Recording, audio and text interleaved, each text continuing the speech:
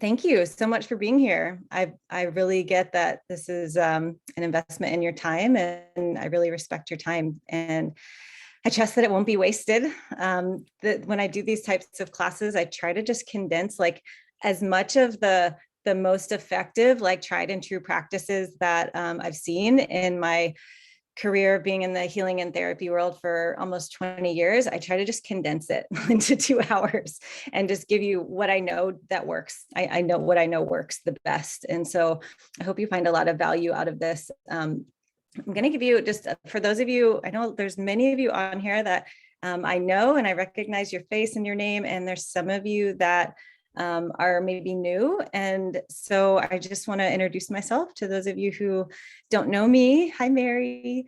Those of you who don't know me, my name is Dr. Summer Nicole. So my doctor is actually in physical therapy. And hi, Deanna. And my, like, really, I'm just somebody who, since the beginning of my schooling, since the beginning of my schooling, I've always been someone who I just want to get to the center of the thing that's going to make the most difference, like the most tangible, practical difference, like in life or with whatever the thing I'm dealing with. And, you know, after about 3 years of working in a physical therapy clinic, it was really clear that people's physical pain was not just physical. And so I started this journey of starting to fill in the gaps of what I felt like PT school left out. And for me, that was craniosacral therapy to study the nervous system, and a technique called Somato emotional release that I'll explain to you guys in a second, which is what I'm going to take you guys through. I became a Reiki master and teacher, studying the energy body. I do pelvic floor recovery. I do a lot of things, but really, like in the last, I would say, like year or two, what my work's really funneled into has been inner child work and reparenting and pelvic floor recovery. And I was doing them kind of separately for a while until I realized every single woman with pelvic floor issues had childhood trauma. And so I started to combine them. And so I'm doing mostly now, I'm doing somatic healing and reparenting with mostly women. And hi, Melissa. And I see some of the women in my 4-month container here. So nice to have you ladies here. And I just want to give you a little bit of a why of like why I'm doing this 2-hour masterclass. And, you know, for me, it's this comes down to my experience going through my second divorce last year and last summer, really, where I was going through pretty much the darkest night of my soul that I've ever experienced. And what that experience did was spiral me into healing the core wound of abandonment. And if any of you, and I'm sure that those of you that are attracted to this, like workshop at all, you know what I mean whenever I say that core wound of abandonment, which is, it's a very, very deep wound in most of us. It's intensely painful. You know, it's intensely, like, there's so much grief to it and so much loss to it. And when you're in it, it just feels like there's no one there. Like, it just feels like everyone's abandoning you. And, you know, inside that experience that I had last year, it just became really clear to me that no one was going to do it for me. No one was going to like take away this like intense pain that I felt. And it kind of just seemed like no one was really there, you know, and inside that wound. And, you know, I just I reached for the highest version of myself I possibly could. And it just became so clear to me one day where I was like, I could feel in my grieving that it was my inner child grieving the loss of her caregiver, which was this trauma bond I was in with my ex-husband. And once I like really got that I could feel like in my grieving process, I felt really young, like I felt really small. In that process, I really could feel like, okay, there's actually like no one's going to be able to comfort this little girl. And for pretty much, you know, most of my life, and especially in that marriage, I was really like seeking his comfort. I was constantly seeking this reassurance from him, constantly seeking, you know, validation outside myself.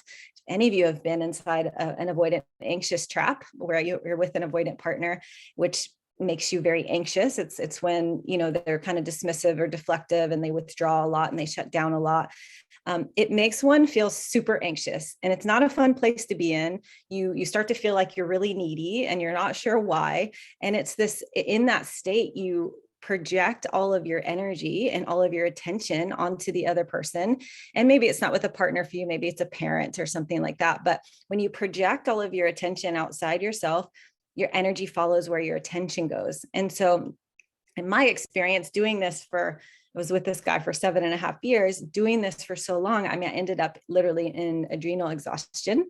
I was like completely depleted and completely drained of my energy because I kept projecting it onto him. And when we do that, when we're in that anxious state and we project all of our energy onto another person, all of our energy rises up and we become really hypercritical and like overanalyzing and mistrusting and self-doubting and all the things that are not very fun at all, right?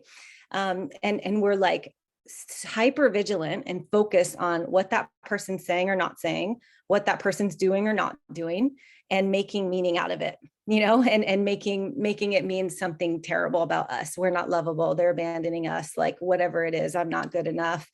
I'm too much, whatever the story is.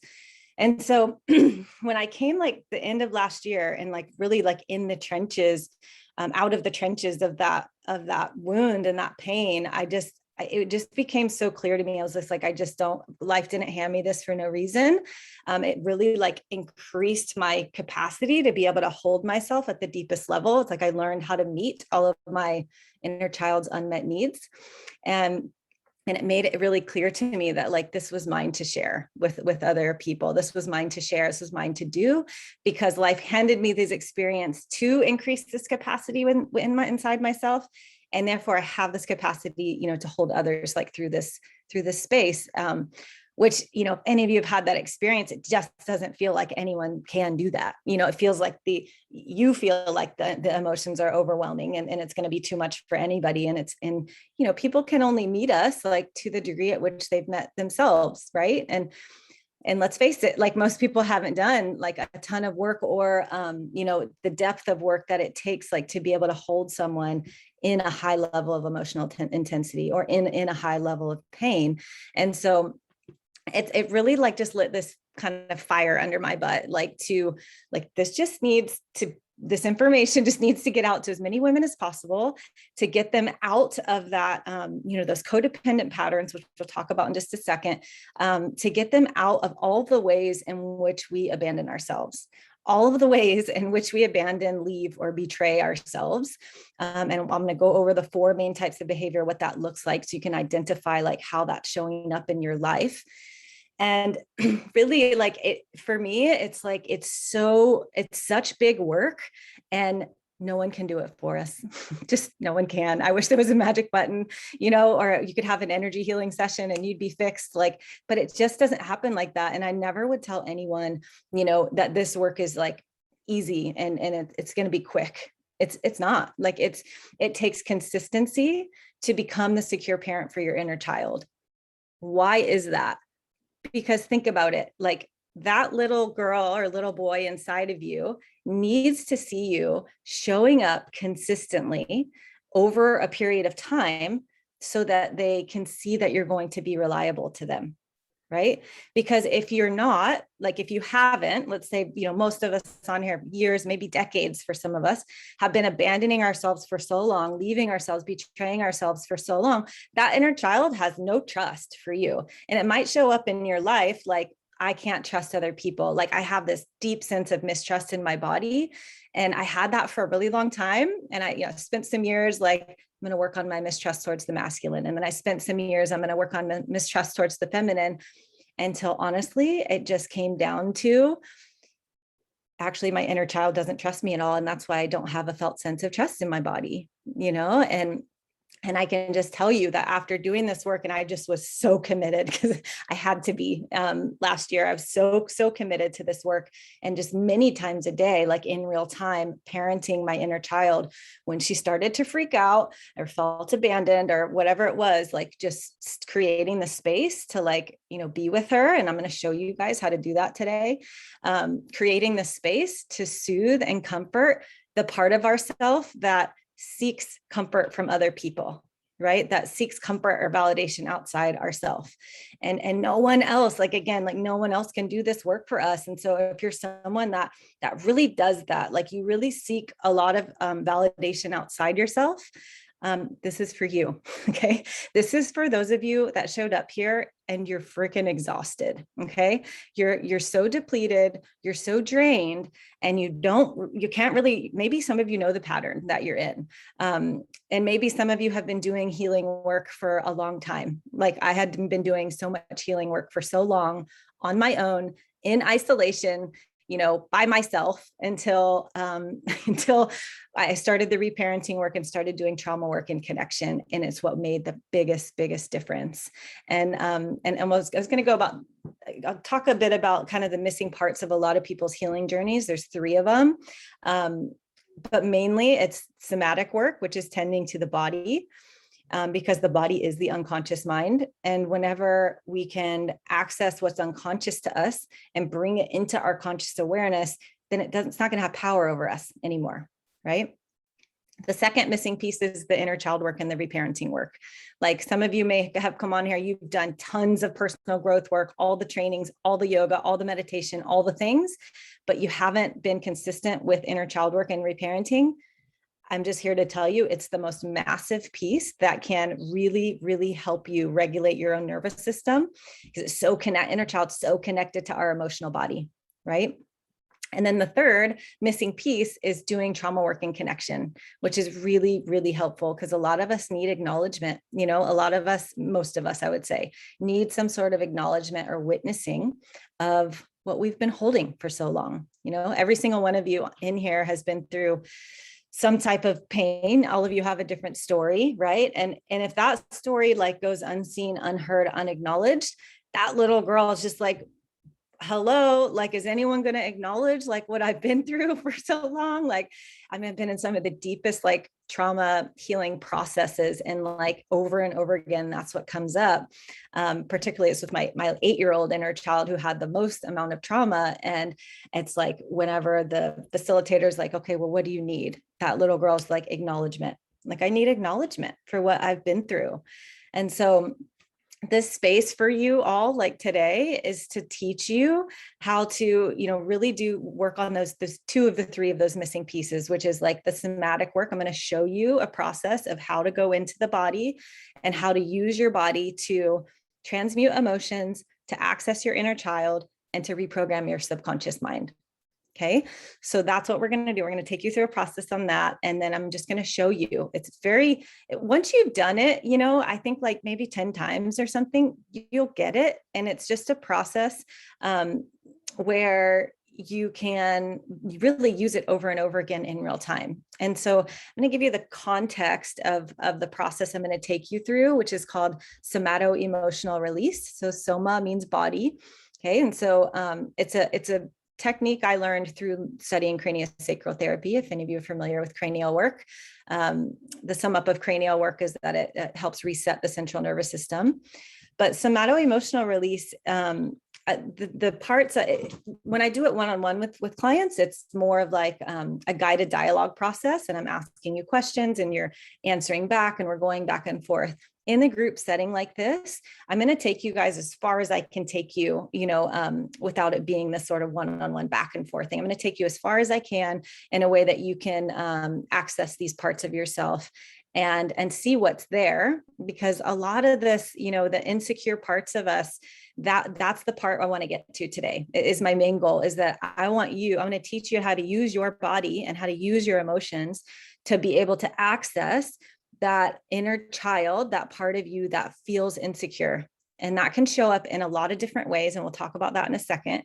But that's mainly what we're going to be doing here. And so it's a process where I'm going to ask you to use your imagination.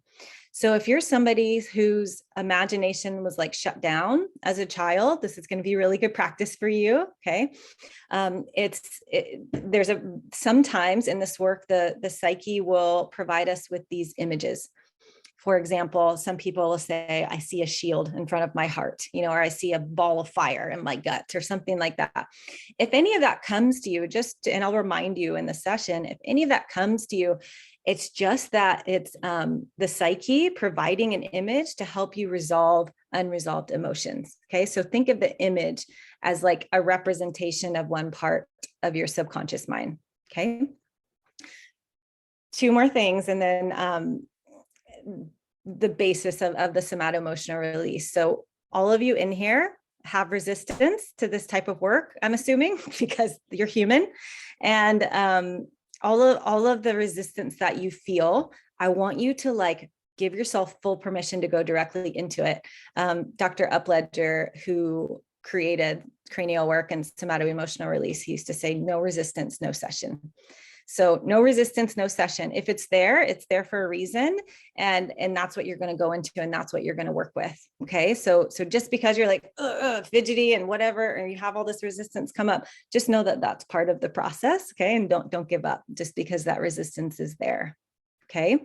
And then last piece, in different work, it's called different things, parts work.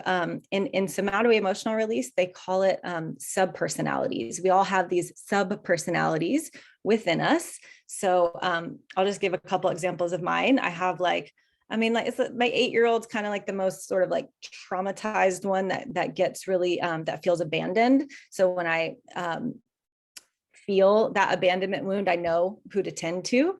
Some of us I also have like a really kind of like sarcastic, bitchy teenager inside of me that comes out sometimes. You might have like a scared 5-year-old inside of you, and so all of these are like sub personalities, they're called, inside of ourselves that we can access.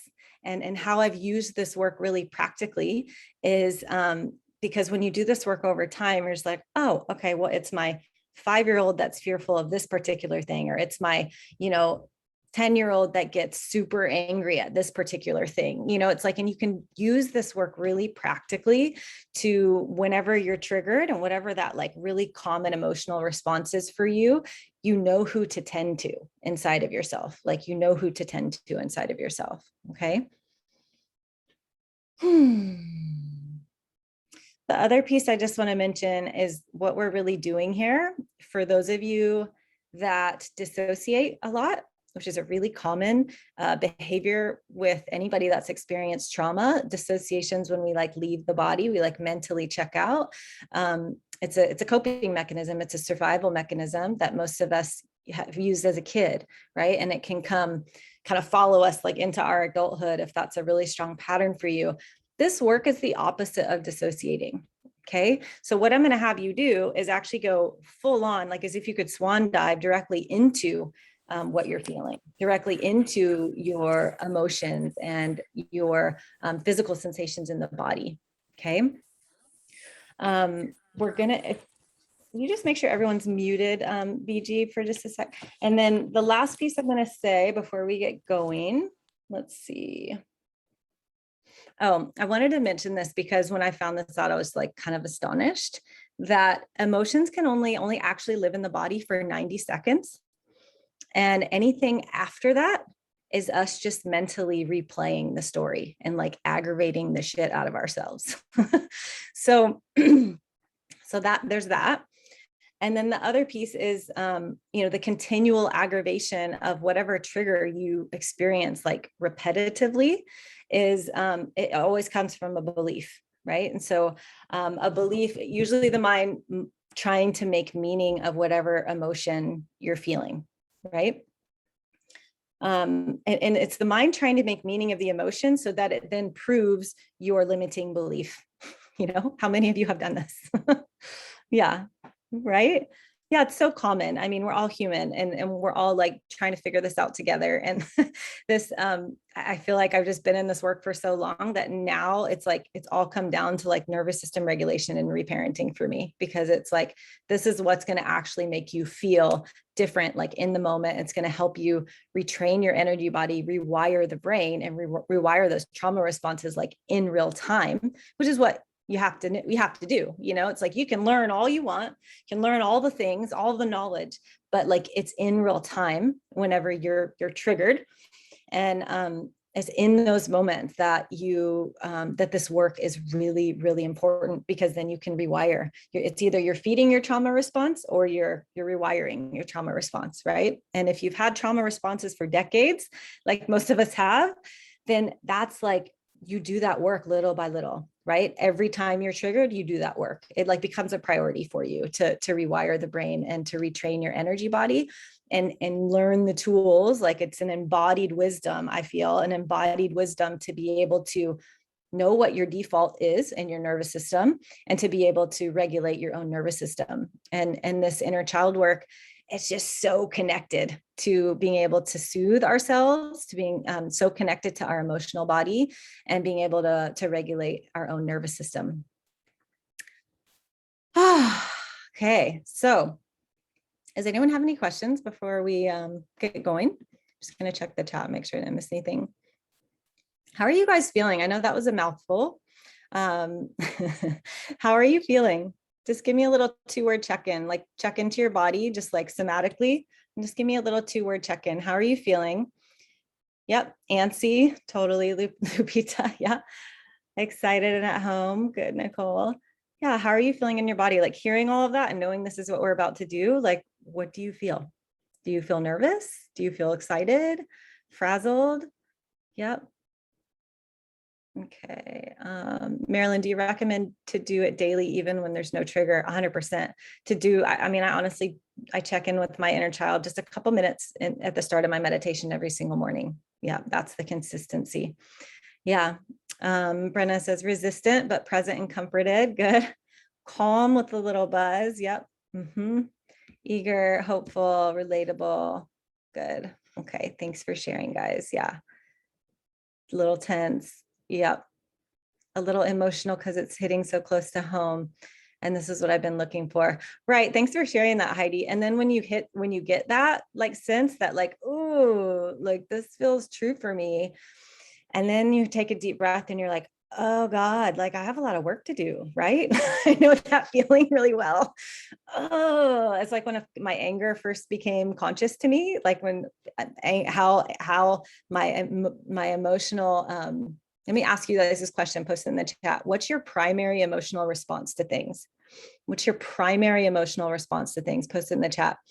When someone asked me this, maybe like 10 years ago, I was like, it's whatever like the sound is, because I started to realize that like anytime like I would go to respond, I would like on the inside, it would just be So it was like frustration. And they were like, well, you know that frustration's anger, right? And I was just like, oh boy. I was like, then I have a lot of it, because that sound was like almost every response I would give to people, that sound was on the inside of me. And so I just realized like how much anger was like, how much subconscious anger I had that I had to deal with. So some of you are anger, some of you are sadness, avoidance. Yep.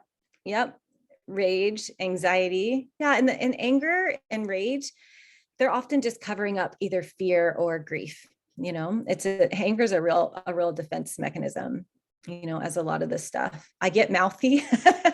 Totally. Thanks for sharing that. Yeah, avoidance. Yeah. And I see a lot of you guys post avoidance or dissociate. And I just want to share that something I learned about avoidance, because my ex-husband was super avoidant. And it was a real surprise to me when I learned the fact that those that are avoidant, if you tend to be avoidant, your nervous system is actually expending more energy to repress, to shut down, to withdraw than the anxious one is, you know? And so that really stuck to me, because if any of you guys are with an avoidant partner, it actually just looks like they're shutting down and they don't care, you know, but it's not true. It's actually like their nervous system's like at capacity. They don't know anything else to do. Their nervous system doesn't have any tools to be able to process the intensity of their emotions. And so they just repress. Okay. Is this resonating? Overwhelm. Yeah. Some of you are saying overwhelm. Victimized. Yeah. Kat, that's a really common one. It's something I'm working with quite a bit with my ladies in my 4-month group is this, victim mentality. And that is something that we are trained as children to be in, that like victim mentality. And there's a way that you can learn, like, what are your victimized thoughts, like repetitive thoughts that you have. And then it's literally like creating a new language for like the victor inside of you. So it's like a whole nother workshop, but I just wanted to seed that. Yeah, I feel sick to my gut. Yeah, lately I'm just not wanting to connect. Yeah, and so any of you, if you feel like that, where you just shut down, or you freeze, or like just withdraw, like that is because first, if we're triggered, a lot of us will go into fight or flight. If you go into fight or flight, right, which most of you are familiar with fight or flight, right? So if you go into fight or flight, and your nervous system perceives that you're not going to be able to get your needs met. You're not going to be able to escape the threat that your nervous system perceives. That's when we go into freeze. Okay. That's when we go into just shut down. How many of you guys have been in freeze? It's incredibly disturbing, isn't it? It's like you like literally feel like you can't move or talk. You feel like you don't have your voice will get scratchy. You literally will feel like you can't speak. And there, I've been geeking out studying the Polyvagal Theory. If any of you guys are familiar, it's basically the newest understanding of our nervous systems. But what they're saying is, if we're in freeze, we actually have to go through our fight or flight response. We have to activate our sympathetic response, which means we have to mobilize ourselves. Our sympathetic nervous system is what gets us to move and to act. And so for those of you, there's a lot of you posted freeze. So if any of you if that's a common one for you, where you just freeze up, know that like the way to get yourself out of that is to move, is to mobilize your body. Whether you do it with a really good way is shaking. Take yourself for a walk, doing something where you're moving, bouncing on a ball, anything, something really simple that doesn't expend a lot of energy, but feels doable for you. And I know it's really challenging in those moments. I really get how hard it is to try to overcome that freeze response, because it just feels like you can't move or speak, but so just so you know, that's what the newest research on the nervous system is saying, is like to come out of freeze, if you move, or if you're in freeze, if you move, you're not going to shut down. Okay. So if you're in fight or flight and you know that you're in fight or flight, start dispelling the energy, shake it out, move your body in some way. And then you actually physiologically will not be able to shut down. Okay. And so it's if we go into fight or flight and our nervous system feels overwhelmed with emotions or overwhelmed with what it feels like is a threat to us, that's when we go into freeze. And so if you have the awareness, in those moments to be like, okay, I'm like, my nervous system, I just want to like fight, or flee or whatever it is, start to shake just like an animal would, like set a clock for 3 to 5 minutes, start shaking your body. And it helps dispel the energy. And if you're doing that, if you can catch yourself and dispel the energy, you won't shut down, you won't freeze, you won't collapse. Okay. Because it's only when we collapse, when we feel like our needs aren't going to get met. Can moving stop anger? Yeah, I literally could teach a whole workshop on anger because I'm so familiar with moving anger at this point. Anger, yes, you can like literally lay on your bed and like start just like hitting your arms and legs. I need to film this, but I created an anger process in the ocean last year where I would just go and inhale above the water and pull all the anger up to my heart. And then on the exhale, like scream under the water and like move it. So that's another way. Punching, a pillow or just like anything that can also move anger. Just for those of you who are asking about anger. Michael says, I dance every day. That's so, so good. Like dancing is one of the best things, honestly, that you guys can do because you can, no matter what you're feeling, if you're feeling sadness, dance your sadness out. If you're feeling anger, dance your anger out. It's so therapeutic and like it literally will change your physiological state. And it's a way that you can stay conscious of what you're feeling emotionally, but also keep your body moving so that you're moving the emotion through the body. And it's a way that your body can express the emotion. Yeah, dance your sadness out. Yeah. Okay, let's see. Nicole says, I've been making super high strung husband go in the pool with me to scream after your suggestion. It's been so amazing. That's awesome, Nicole. Yeah. So dispelling the energy. Okay.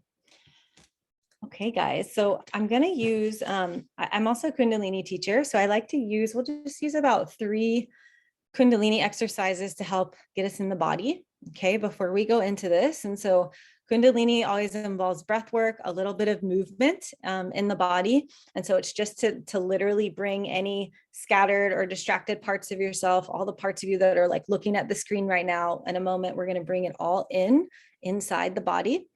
And and then we're going to go right into our somatic meditation. Okay.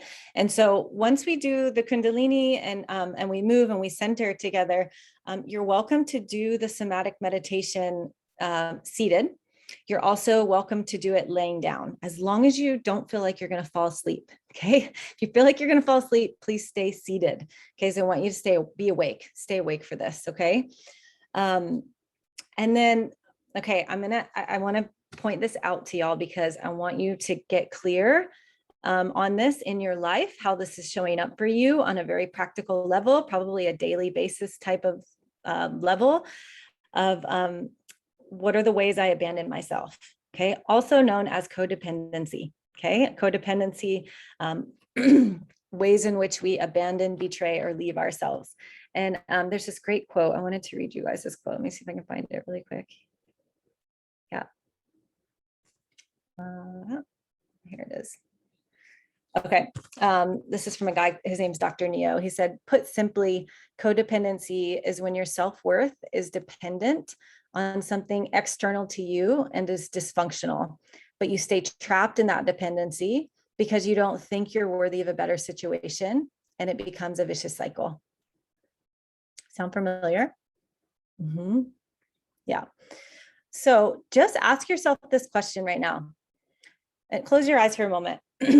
Ask yourself this question. What is the imprint that was modeled to me by my primary caregiver in regards to a codependent pattern? And we're going to go over these 4 behaviors in just a second, but just see if one comes to you. What's the imprint that was modeled to me by my primary caregiver in regards to a codependent pattern I learned? And just see if it's clear to you what that might be.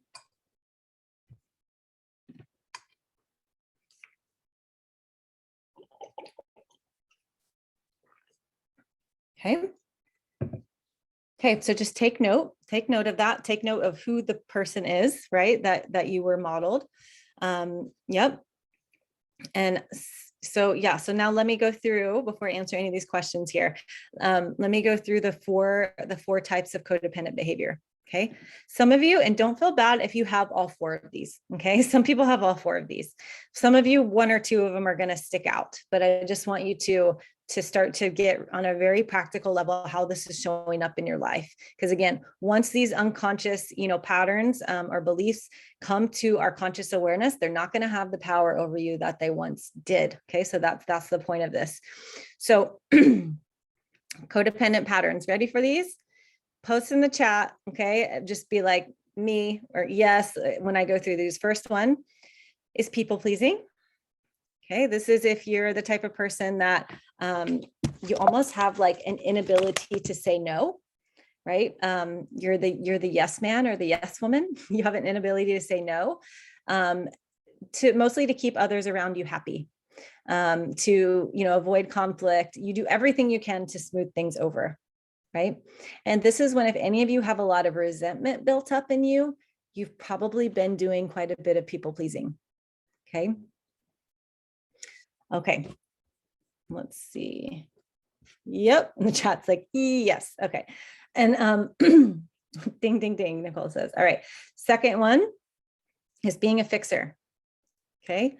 So being a fixer, excessively needing to help or fix others, okay, which really just acts like a distraction from, for our own needs, we ignore our own needs.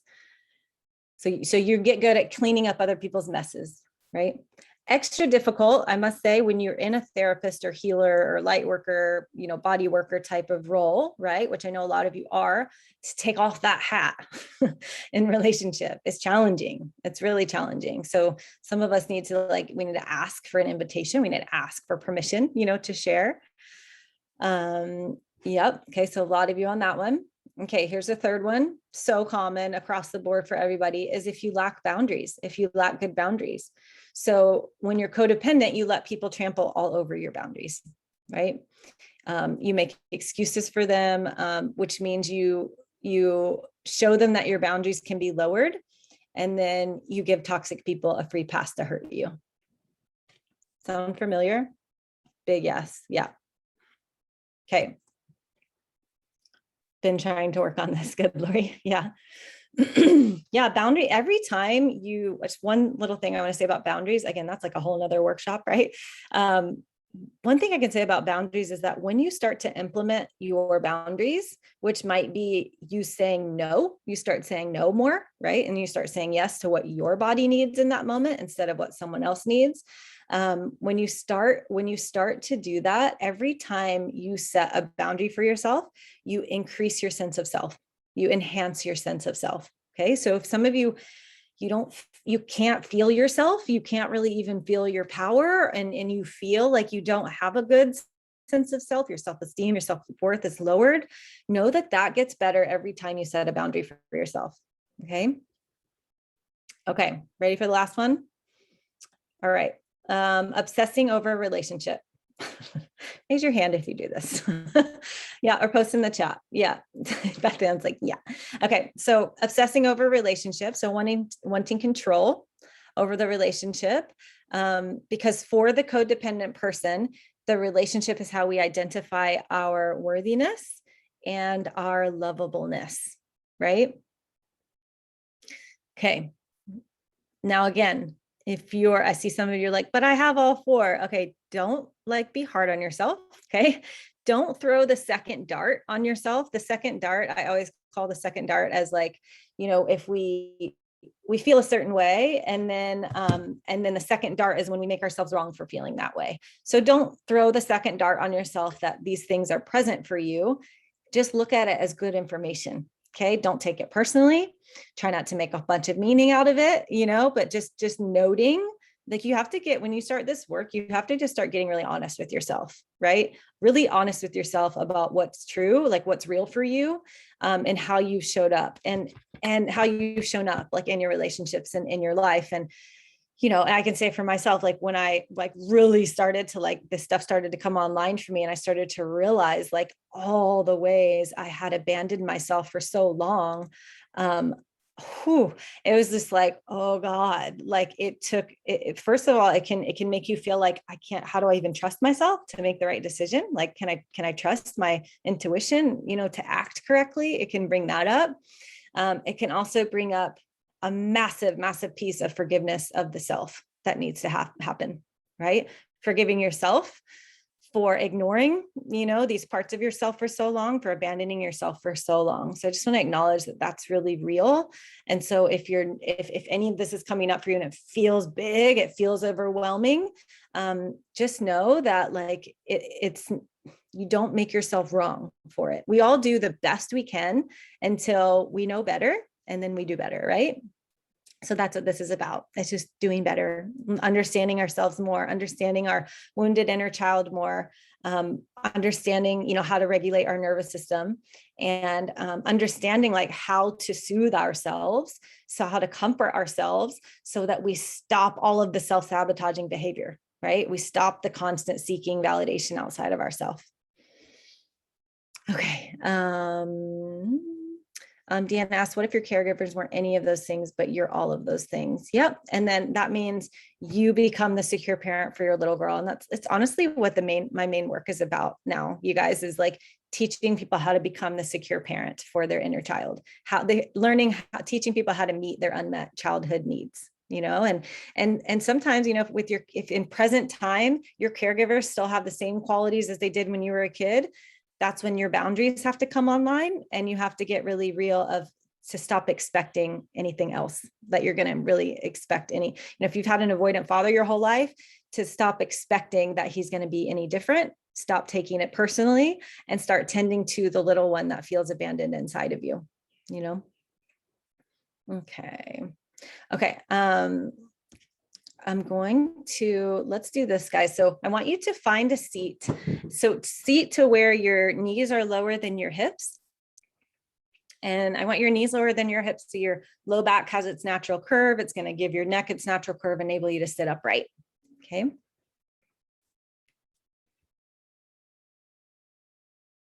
Okay. All right. So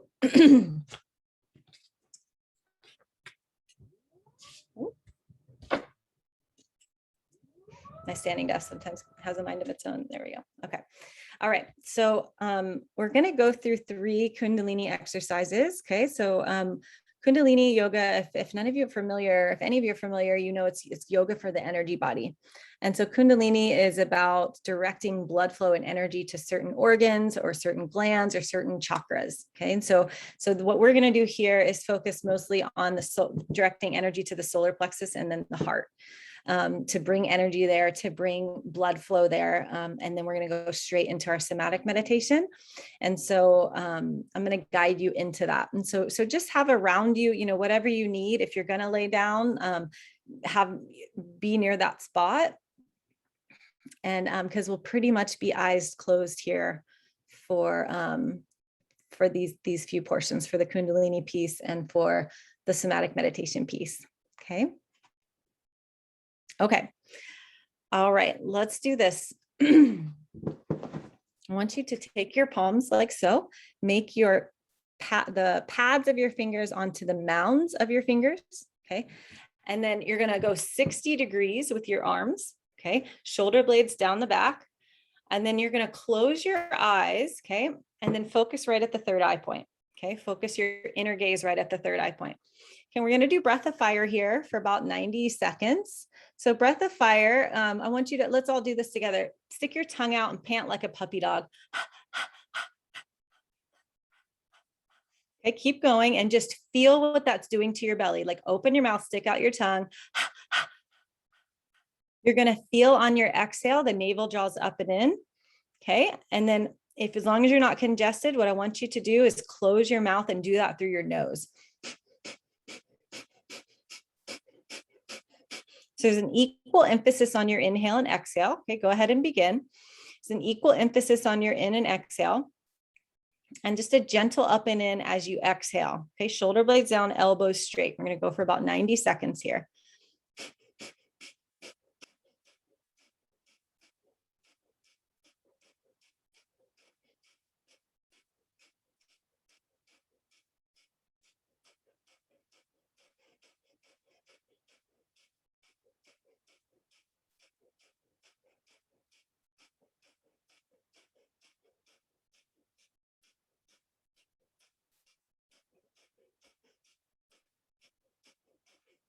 Good, keep going.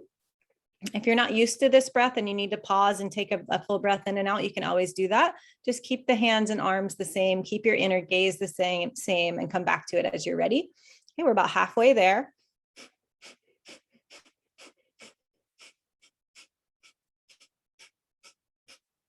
So you're pumping your navel point, where you have about 72,000 nerve endings and energetic channels that run through this area in the solar plexus. And your arms are straight. This directs energy to the heart center.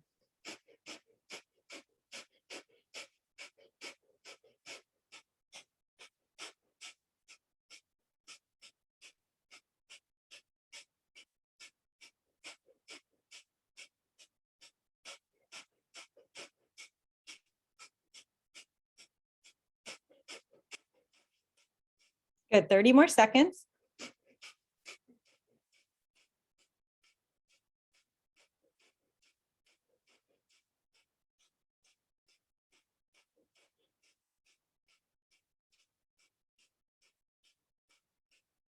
Good, stick with it. If your arms are tired, I promise you can do it. 15 more seconds. Shoulder blades down, lift your heart, 10 seconds to go.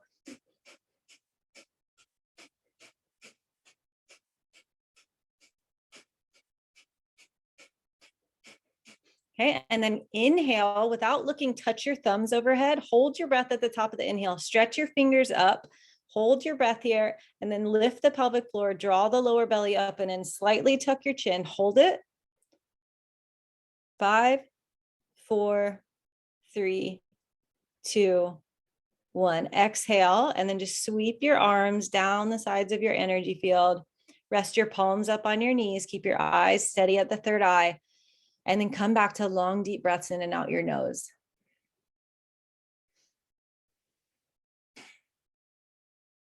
And just breathe and feel just the effects of that simple practice. Feel where you've gotten some energy moving in your body.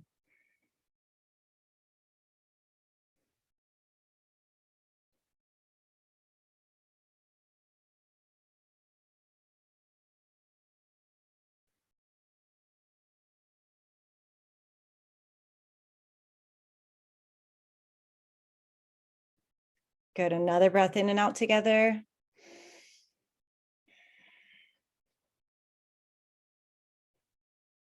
Good. And then just turn your palms down on your legs. And then inhale as if someone's pulling your heart forward. I want you to arch the spine. And then as you exhale, as if someone has a string in the back of your heart, and you exhale, round the spine. Okay, keep your chin parallel to the floor. Inhale, arch. Exhale, round. Yep. Inhale, arch. Exhale, round. Good. We're going to go for about 90 seconds here. And just close your eyes. Still stay focused at the third eye point, your seat of intuition. And I want you to just tune in. How quick or slow does your body feel like going right now? There's no right or wrong answer.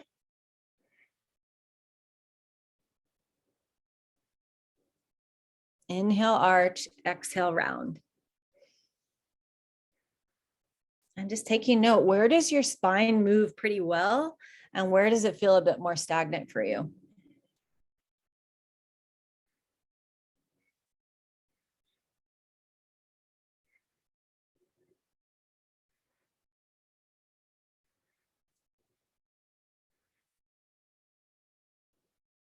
Good. And then last half of this, let the head fall and then let the chin rise. Yep. Just add the neck into the movements. Inhale, exhale. Inhale, arch, exhale, round.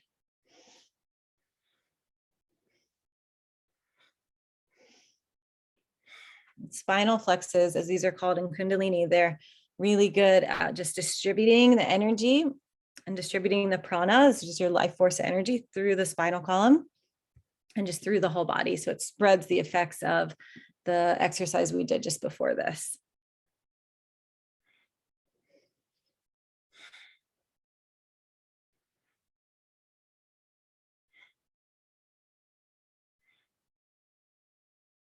Good. And then inhale, arch, inhale, inhale, inhale, sip in a little more air.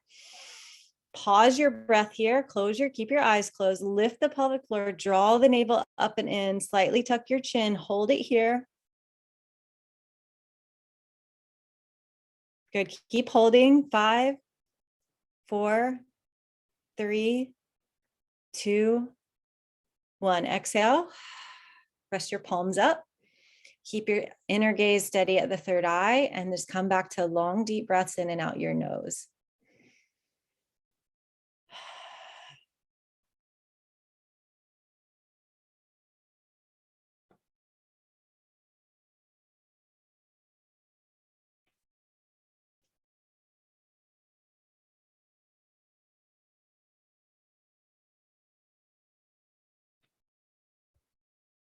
Good. Another breath in and out together.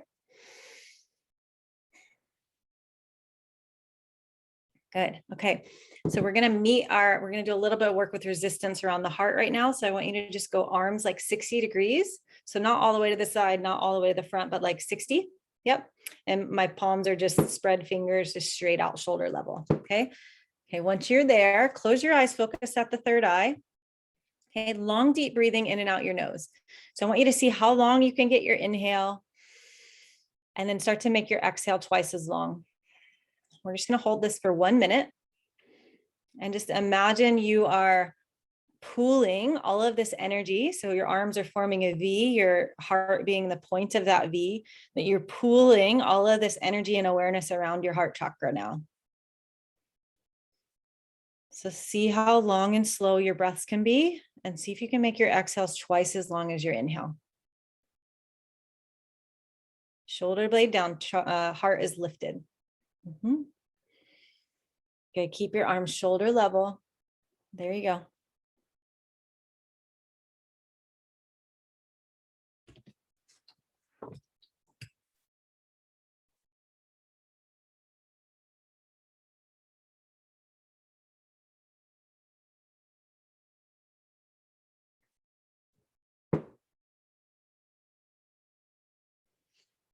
Okay, take another breath in and out.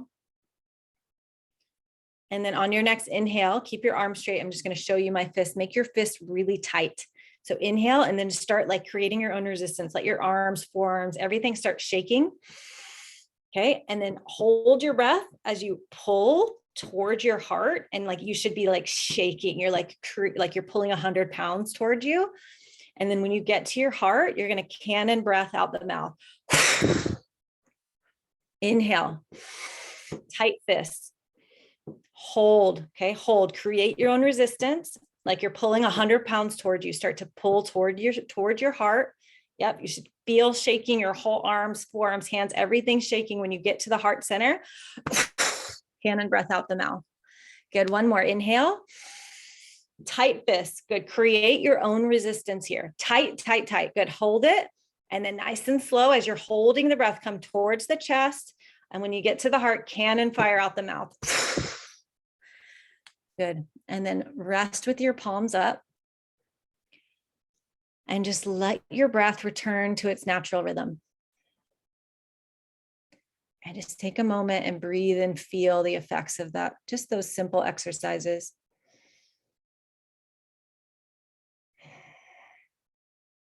Feel a little bit more of yourself in your body.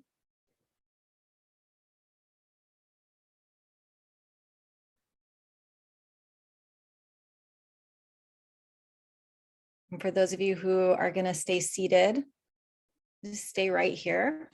For those of you that want to lay down, just do it very gently, even with your eyes closed if you can.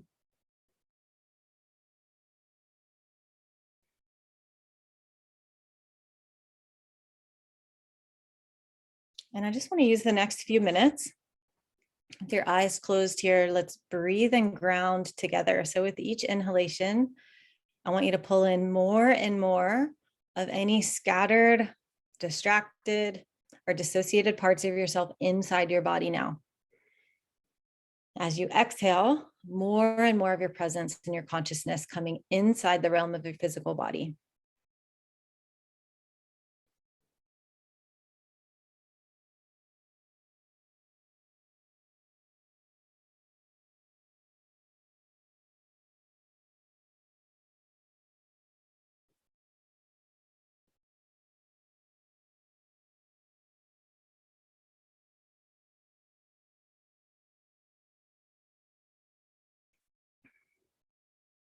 And see if you can begin to bring more and more of your awareness to the lower half of your body,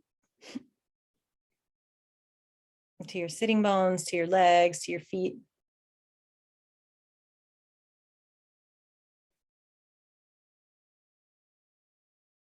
And if you relax your jaw and then you relax your pelvic floor, everything else will follow.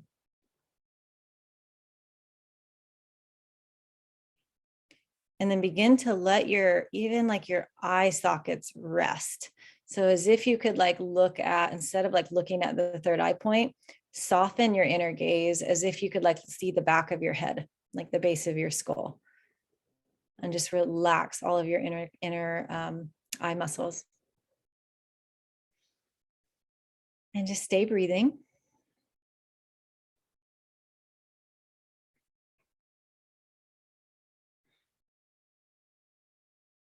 And just welcoming yourself fully into your body now.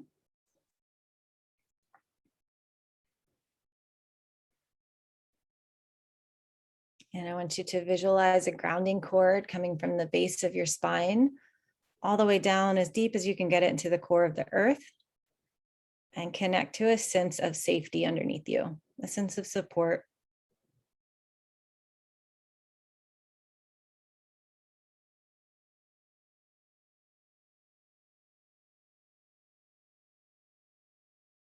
You might feel it allows your sitting bones to get heavier for those of you who are seated, or your back body get heavier for those of you who are laying down. And then once that's created, then just visualize roots coming down from the bottoms of your feet and then sending them down deep and wide into the core of the earth, and just connecting to a sense of anchoring underneath you.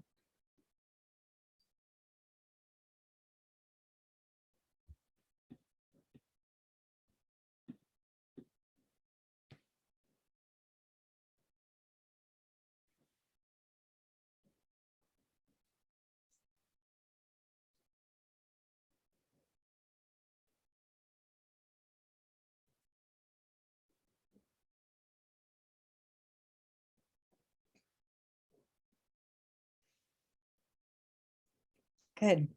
And then from there, bring your attention to the top middle of your head. And we're going to open up the crown chakra now. So just seeing it like a golden sphere of light open just above your head. And then allow yourself to tune in to the highest point in the universe that you can perceive, to the realm of your spiritual team, and call upon anyone you feel is a support for you, any guides, angels, loved ones, ancestors, ascended masters, whatever that is for you. Just calling and asking that they be with you now, and that they stand in front of you and behind you, to the right and to the left of you, and above and below you.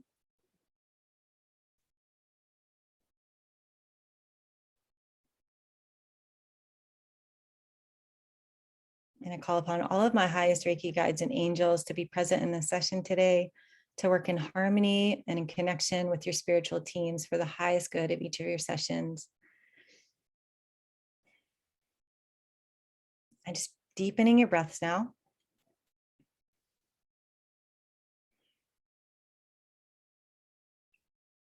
And now begin to draw down that divine energy back into the body. You can see it like golden white light coming all the way back down now to the top of your head.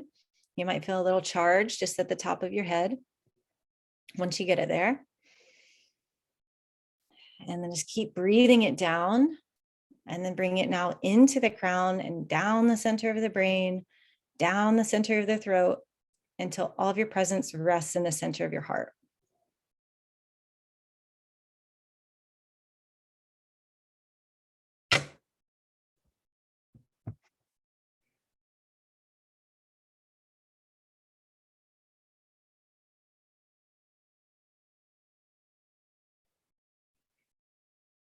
And just beginning to breathe into the center of the heart chakra.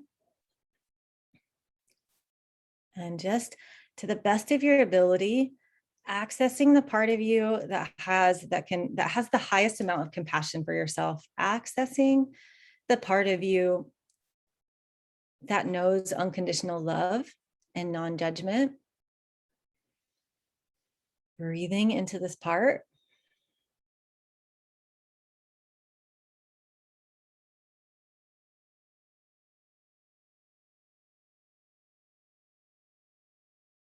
And we're going to have a collective intention here. So a collective intention of connecting with and retrieving the insecure little boy or girl, the insecure inner child that needs it most.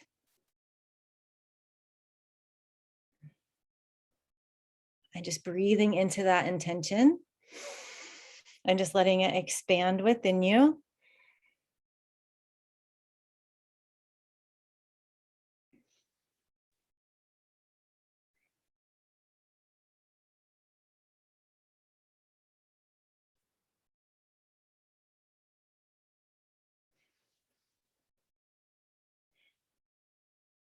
And just knowing that none of this ever has to be a 10 out of 10 intensity. You can always ask the energy to slow down.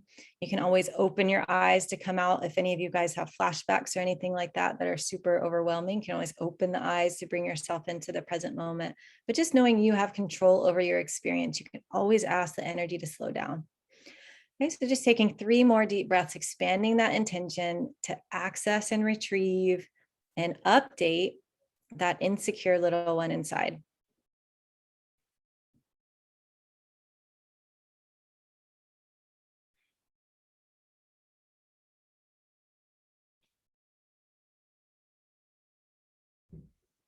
And in order to do this, I want you to give yourself full permission to breathe and to feel into the emotions that I'm going to ask you to feel into. So what I want you to do now is begin to tune into the feeling. And one or two of these may stick out more than the other. I want you to go with what sticks out the most for you. Tune into the feeling of being criticized or controlled or shamed, or perhaps for you, it's a sense of powerlessness. So tune into the feeling of being either criticized, controlled, shamed, or maybe powerless. And for some of you, if some of you can pull up like a recent scenario where perhaps you felt controlled or criticized. And if that helps you, you can use that. You can pull up the recent scenario, but then once you have the emotion, let the story go and be with the emotion itself.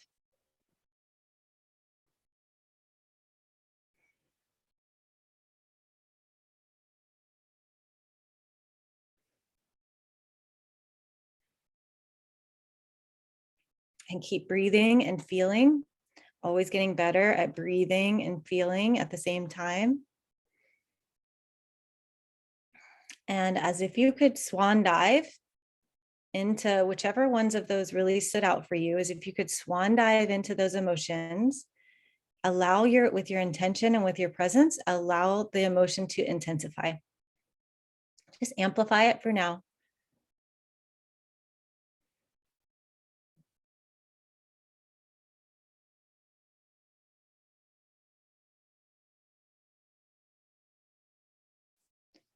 And as you begin to amplify it, just ask yourself, what other emotional adjectives describe what I feel here? And just see if anything else comes in. What other emotional adjectives describe what I feel here?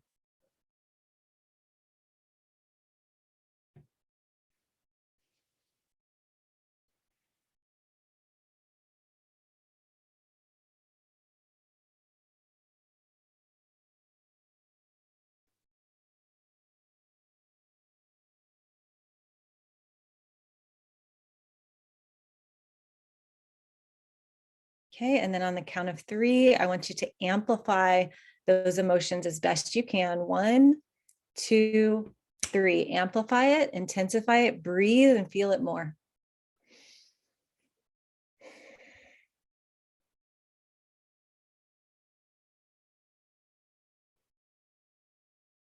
And now you're going to ask your body, where do I hold this in my body? And see what comes to the forefront of your awareness.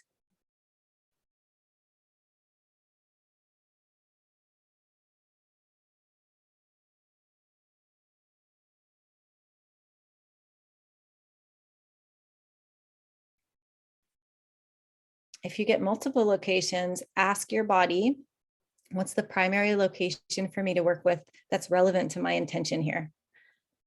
And then whatever location comes to the forefront of your awareness, hone in now all of your focus on that location. And I want you to begin to get as many details as you can about that location. So is it more towards the front or the back? Is it more right or left? Is it more superficial or is it deeper?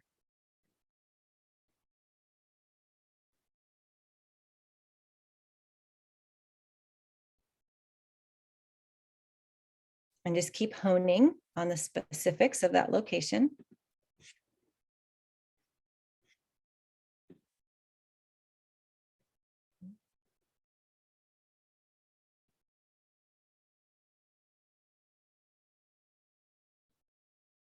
Is there a size or a shape to what you see or feel here? Some of you might be more of a seer, some of you might feel more. So whatever way you receive information,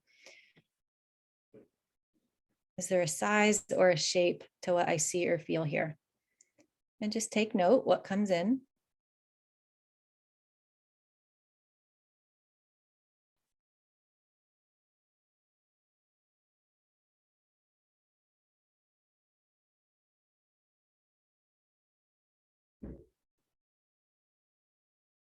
Is there a color associated?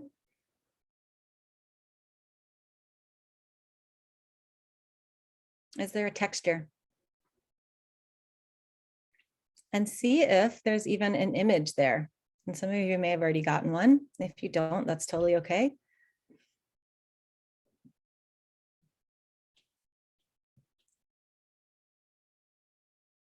And for those of you that have an image, that are presented with an image, just remembering the psyche is just presenting this to you, just represents one part of your subconscious mind.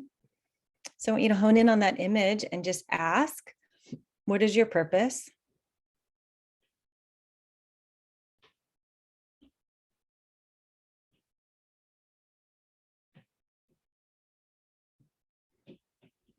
And then ask, how long have you been there?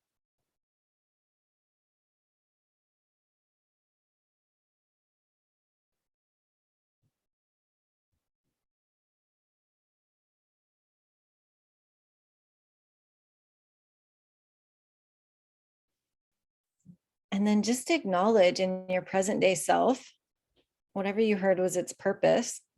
A lot of times it's protection of some sort. Whatever its purpose is, just ask your present day self, do I still need this here doing this for me? And just acknowledge your answer, yes or no.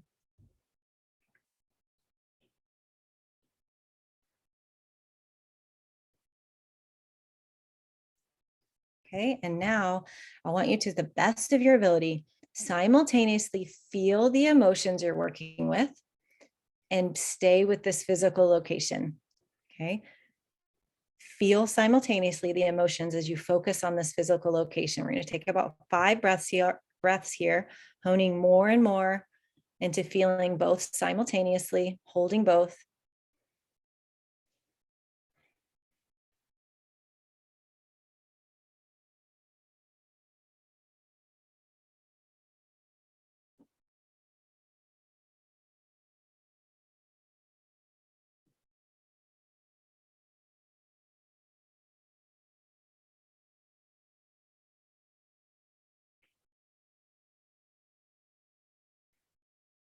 Good. And as you sense yourself feeling both the physical location simultaneously with the emotions, I want you to just ask yourself, just say, when is the earliest I can remember feeling this way?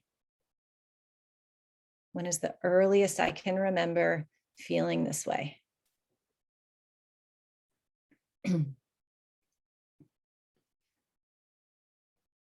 If you get multiple memories, go to the earliest one.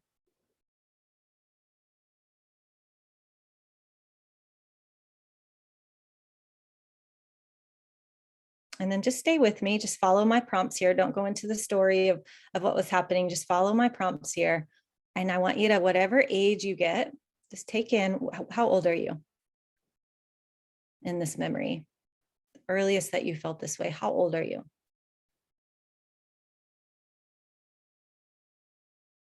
And I want you to hone in on that inner child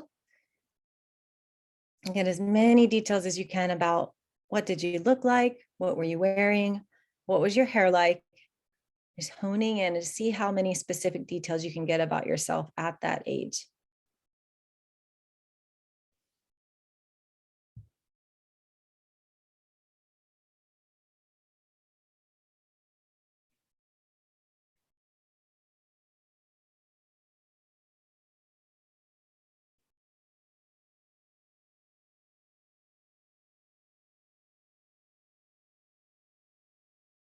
And as you start to take him or her in, where are you?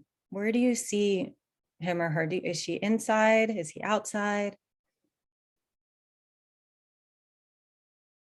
Are they alone or is there other people around?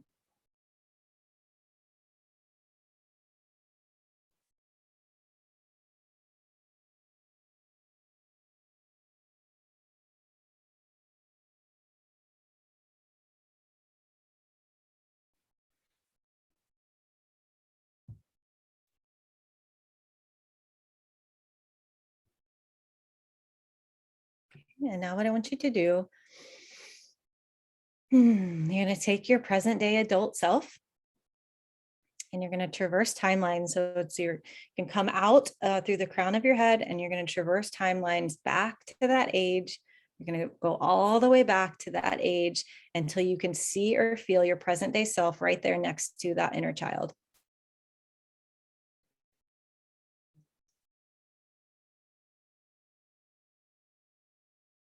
And get down at their level. And I want you to see if you can make eye contact with them.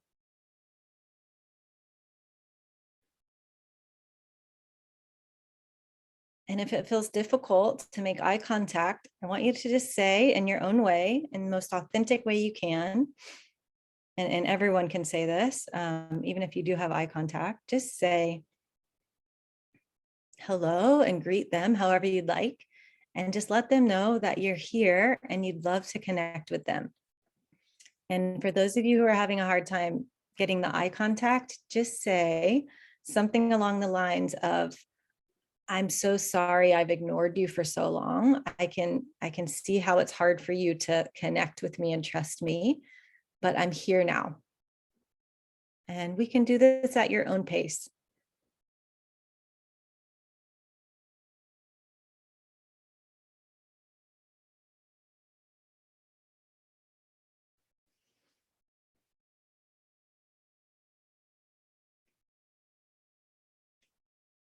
Good. And maintaining that eye contact of your present day self to your inner child, you're just going to ask him or her, just ask, how are you feeling right now?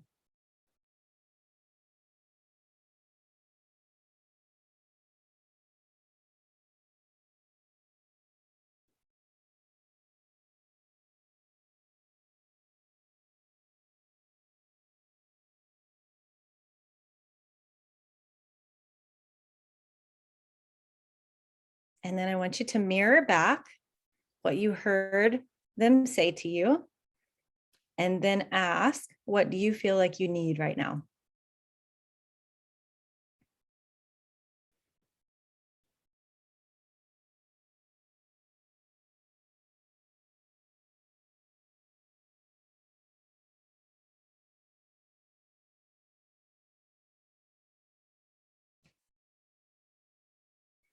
And I'm going to give you a few minutes for this. And I want you to see or feel your younger self getting what he or she needs from you. If it's a hug or to be held, you can literally take your hands around your own arms. And I want you to be really thorough and just hold them, embrace them for these next few minutes. If it's something else like play, I want you to just see or feel your adult self giving them exactly what they need. And we're just going to give you a few minutes for this. I want you to be really thorough and stay super present with them. Ask what you need to.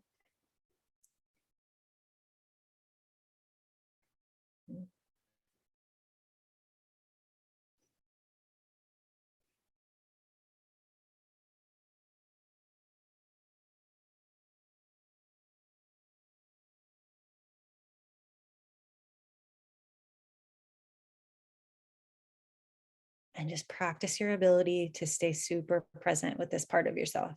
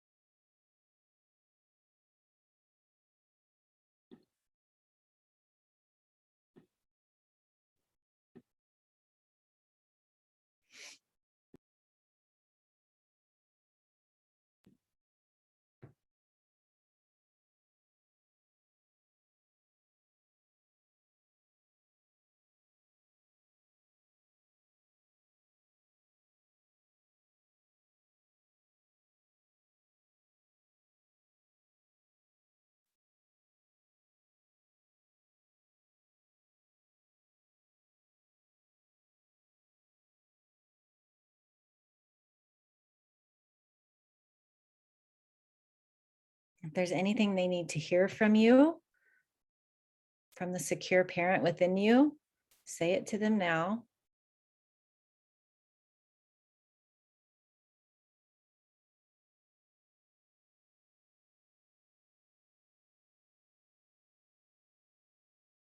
Take in their ability or not to receive and respond to you.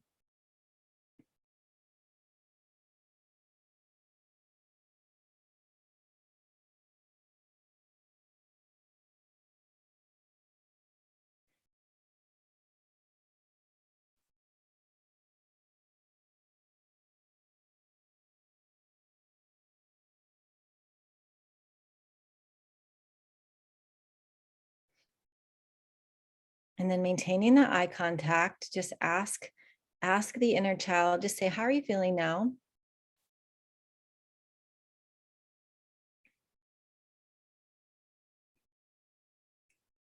And ask your inner child, would you like for me to check in on you regularly? And if it's a yes, just ask them how often and be really specific. How many times a week? How many minutes per day? See what they say.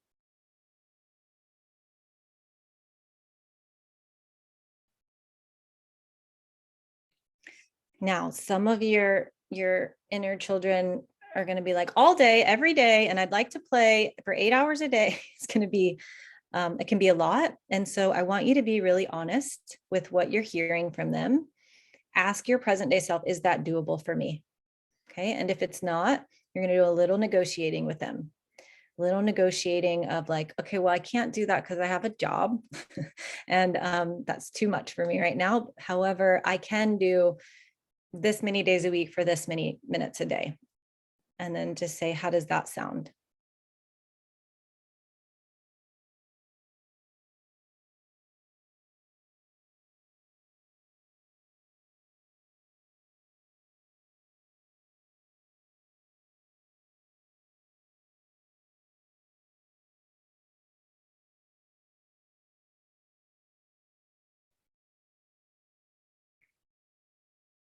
And then once you come to an agreement of what you feel like is doable, and I want you to be really honest with what's doable for your adult, because you don't want to commit to something to your inner child that you're not going to follow through on.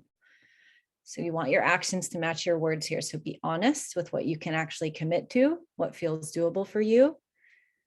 And then ask, how would you like that to happen? Is it when you're in nature? Is it first thing in the morning? Is it in meditation? Is it when you're walking your dog? Ask how.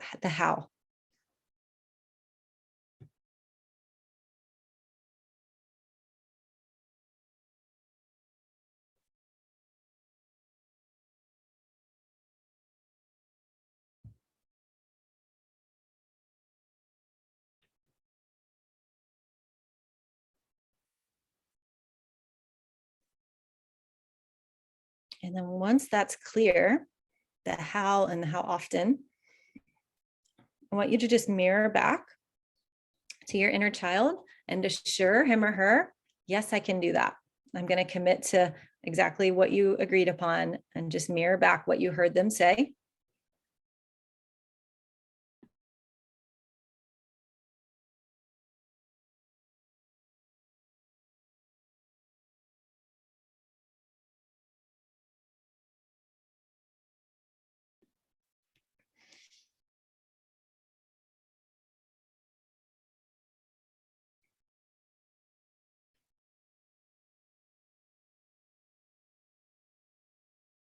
And then I want you to ask your inner child, maintaining that eye contact, do you have any last message for me right now?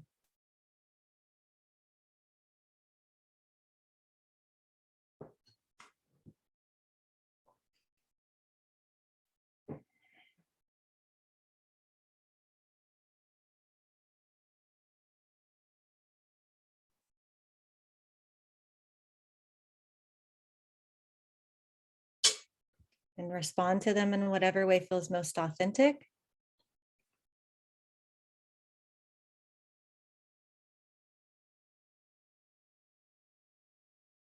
And I want each of you in your own way, if this feels resonant for you to say, keep the eye contact with your little one and just say, I'm so sorry for all of the times that I've abandoned, betrayed, or ignored you.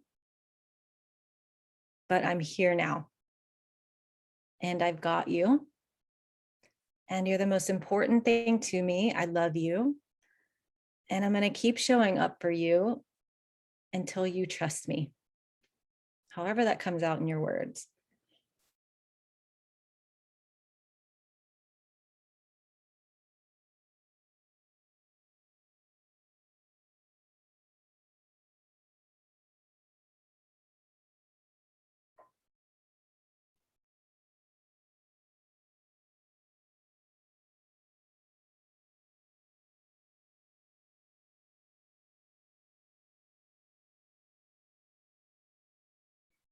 And just acknowledge how they receive or respond to you or not. And just let them know that we have to close for now, but that you'll be back to check in on them.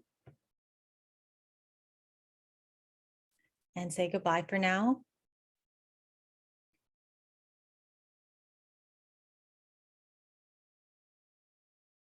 Thank them. And when that feels complete, I want you to imagine you're traversing timelines now forward, back to your present day self, back into your present day body. Breathe in through your crown, come fully back into your body. Breathe deep in your breaths. And I want you to come back to that physical location that you were working with at the beginning. Come back to that physical part and see what's different. Is there any new space that was created?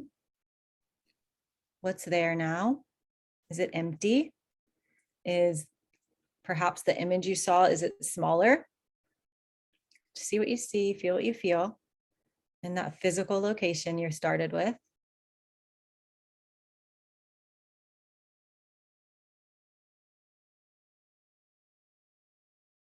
And you always have the option of whatever new space was created, you can leave it empty or you can fill it with anything you'd like. So if you'd like to fill it with something, I'd invite you to just choose a word that you'd like to fill it with. And once you have your word, just ask, what if that word had a color, what would that color be? And then just begin to paint that whole physical location that you're working with that color, breathing and feeling that word that you chose, that you're filling that space with.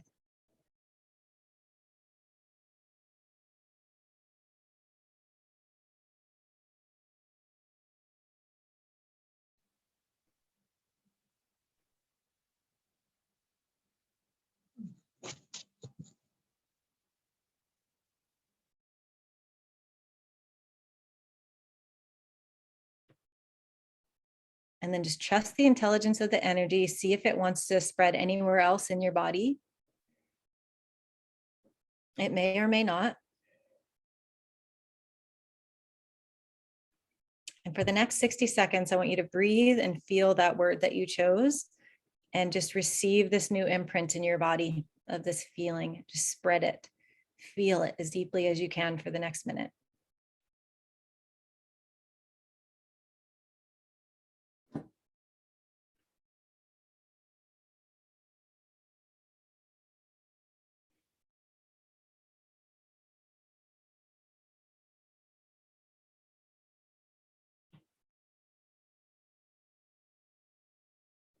See if the energy perhaps wants to extend out into your auric field, which is 9 feet in all directions of you.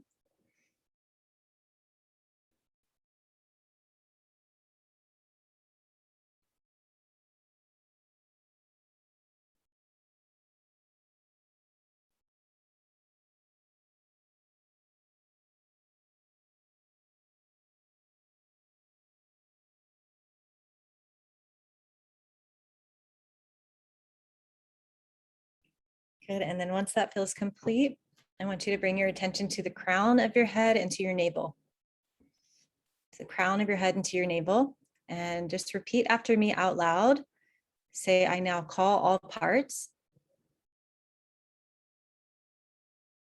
of my spirit, power, and energy back into my physical body now. And breathe in through the crown, breathe in through your navel, and then exhale that energy all the way down through your root and all the way to your feet.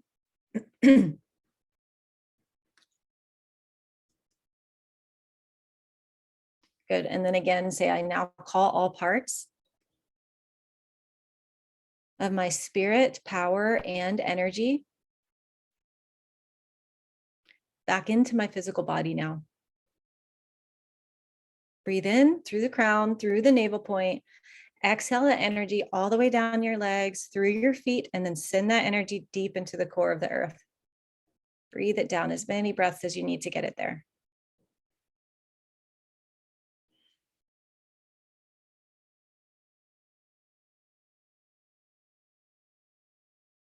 Good. Last time. I now call all parts of my spirit, power, and energy back into my physical body now. And breathe in through the crown, breathe in through the navel, and then exhale that energy all the way down your legs, all the way down and out through your feet, and then send that energy as deep and wide as far as you can get it into the core of the planet. Connect to a sense of stability and security beneath you.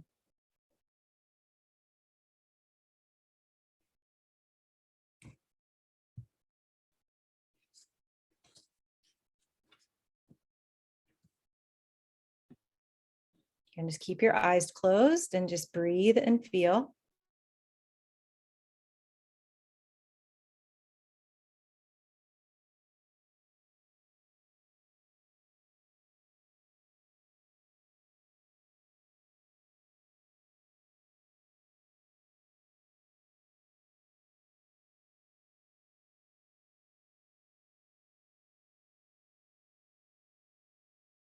And you can just stay right here with your eyes closed. And I'm going to take you through a little exercise for energetic containment. It's called microcosmic orbit. We're going to go through it slowly one time, and then we'll do it 6 more times. We'll do it once for each chakra. So just stay right where you are, and then just focus your energy just below your navel.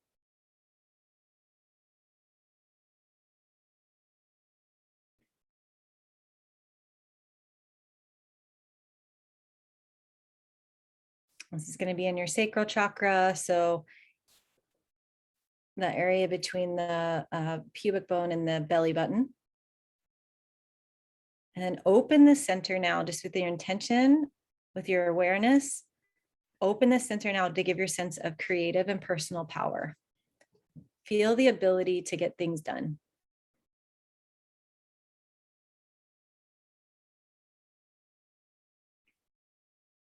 Now you're going to clear a path and move this glowing energy down to your perineum, to your root chakra.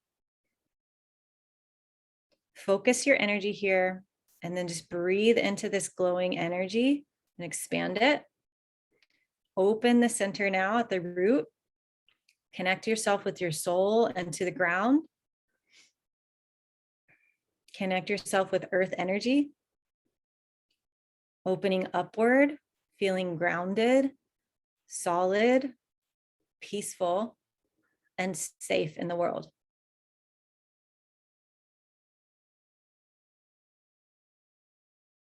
Take a deep breath in and out. Clear a path now and move this glowing energy up the back body, across your sacrum to your lower back. Focus your energy here and breathe into this point right at your low back. Open the center now to make the past yours as a resource, providing balance.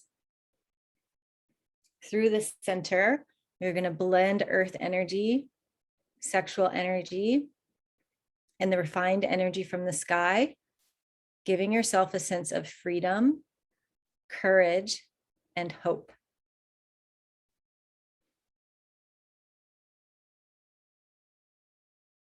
Deep breath in and out.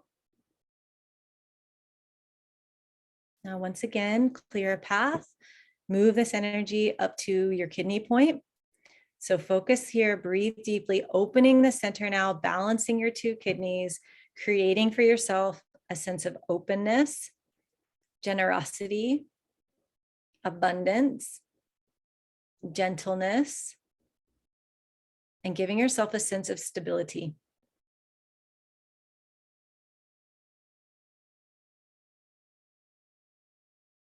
Deep breath in and out.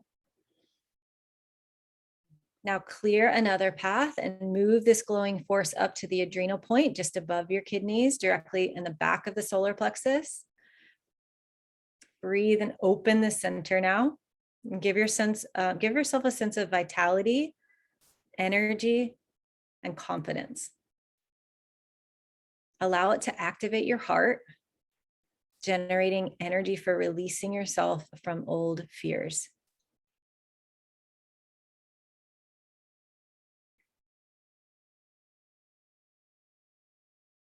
Deep breath in and out.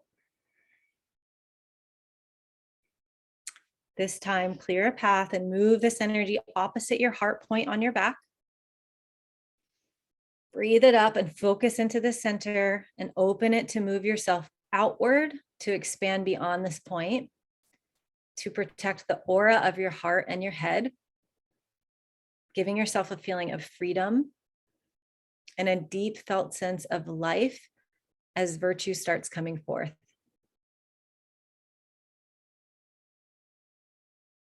Allow for forgiveness and gratitude to flow from this point.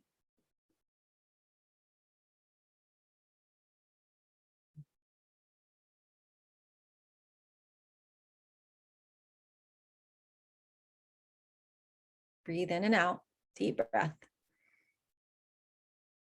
Now clear a path and move this energy behind the throat at the base of your neck. Focus here, open the center outward to enable yourself to embrace others with your humanity, to feel connected to others, to give yourself a feeling of fitting in and a feeling of being at home.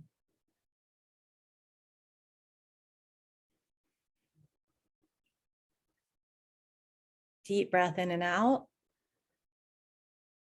And now clear a path and move that energy up to the base of your skull. Open the center. Ease and release your breathing, opening the mouth of God, which is that area right at the base of your skull. Receiving the breath of God and experiencing the internal vibration. Open this point to give yourself inspiration and strength in lifting your burdens so you can breathe freely and easily.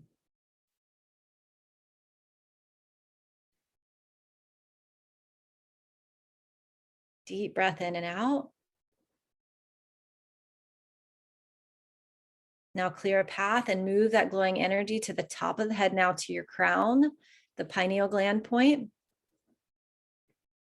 Breathe deeply and open the center to provide yourself with guidance from higher forces so you can radiate happiness, to see auras and the light, connecting to your own divinity.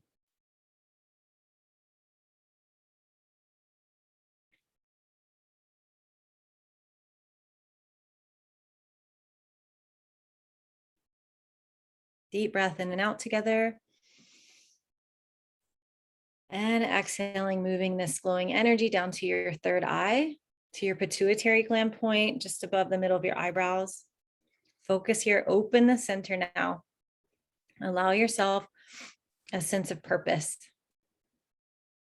a kind of direct and simple knowing. Allow your intuition to become strong,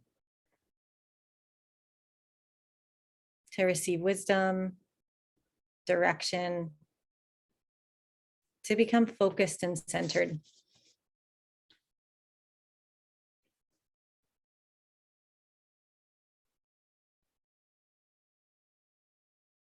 Deep breath in and out together. As you exhale, place the tongue on the roof of the mouth with your teeth together and clear a path now. Move this flowing energy to the front of the throat. Breathe fully. Focus here, opening the center to communications, also to your dreams. So your expressions flow with greater lucidity during your dreams. Give yourself a sense of change, a sense of adaptability, and freedom to speak your truth.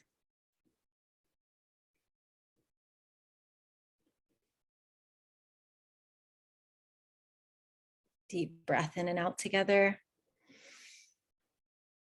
And as you exhale, clearing a path, moving this energy down to the front of your heart center.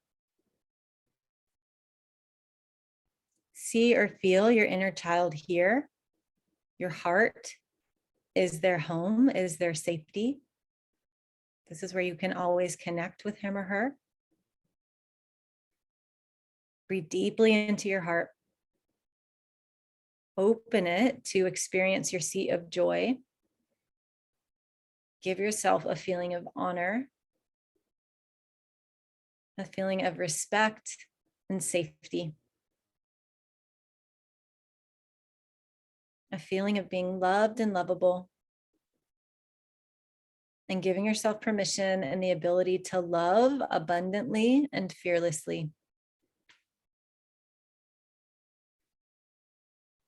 Deep breath in and out together. Another breath in. On your next exhale, clear path, and this time move that energy down to your solar plexus, space between the lowest part of your sternum and your navel. Place your focus. Breathe and open the center now. Give yourself a sense of freedom, tuning into your ability to take risks on behalf of yourself and others. Freeing your will to manifest reality in your world.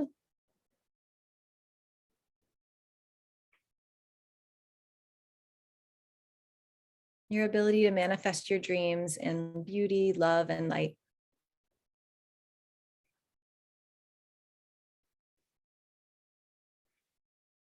Deep breath in and out together. Your exhale, now clearing a path and moving this force down just below your navel to your dantian point. And just breathe into this area, open it.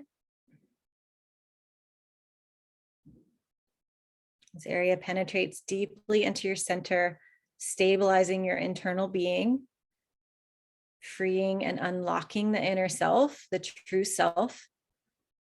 And you now exist in this moment with a clear and peaceful mind.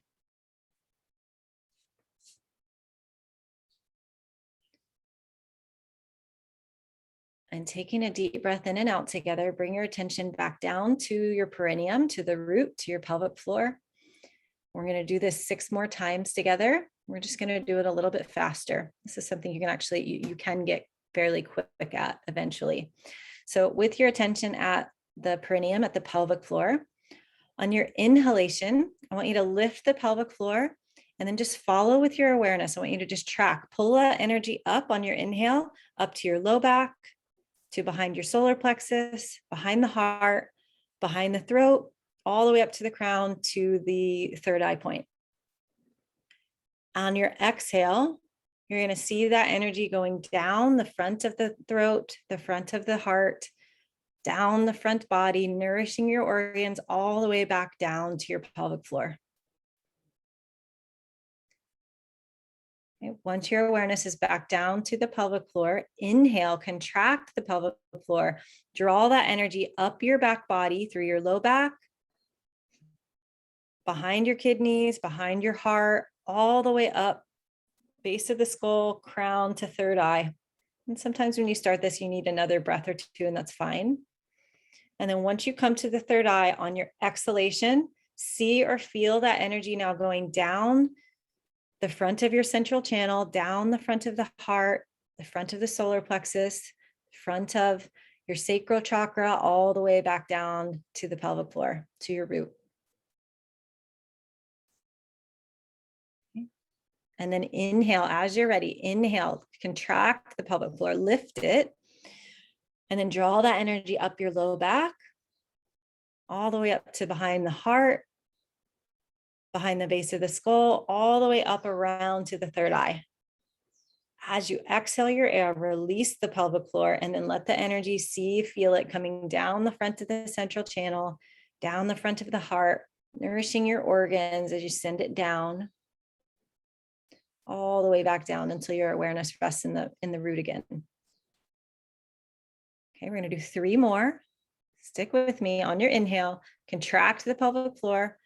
Draw that energy up your low back, behind the solar plexus, behind the throat, all the way up to the crown and third eye. As you exhale your air, relax the pelvic floor, and then let that energy flow down the front of your spinal column, the front of your central channel, all the way back down, relaxing pelvic floor, relaxing organs as you come and bring your awareness back down to the root. Okay, 2 more cycles like that. As you're ready, contract the pelvic floor. Inhale, draw the energy up the low back, up the back body to the base of the skull, all the way to the crown and third eye. And then as you exhale your air, see or feel that energy going down the front of your throat, heart, solar plexus, down the organs, all the way back down to the pelvic floor, to your root chakra.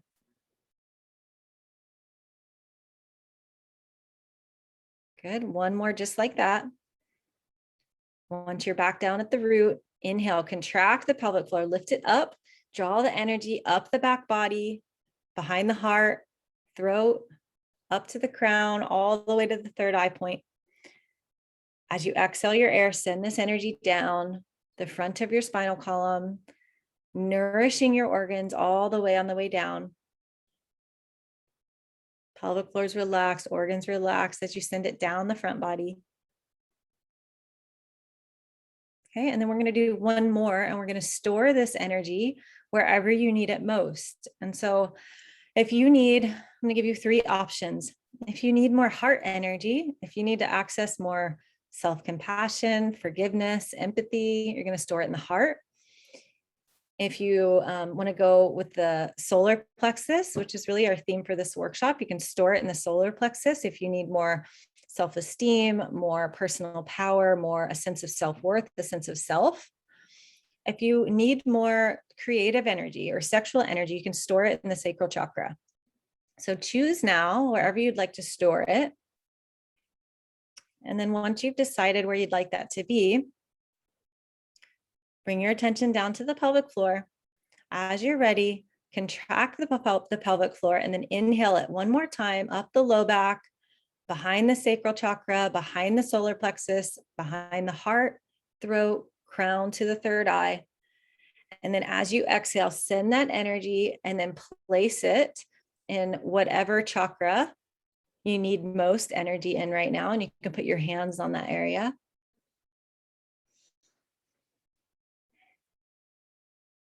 And then just take 5 final breaths, just really directing and storing all of that energy where you need it.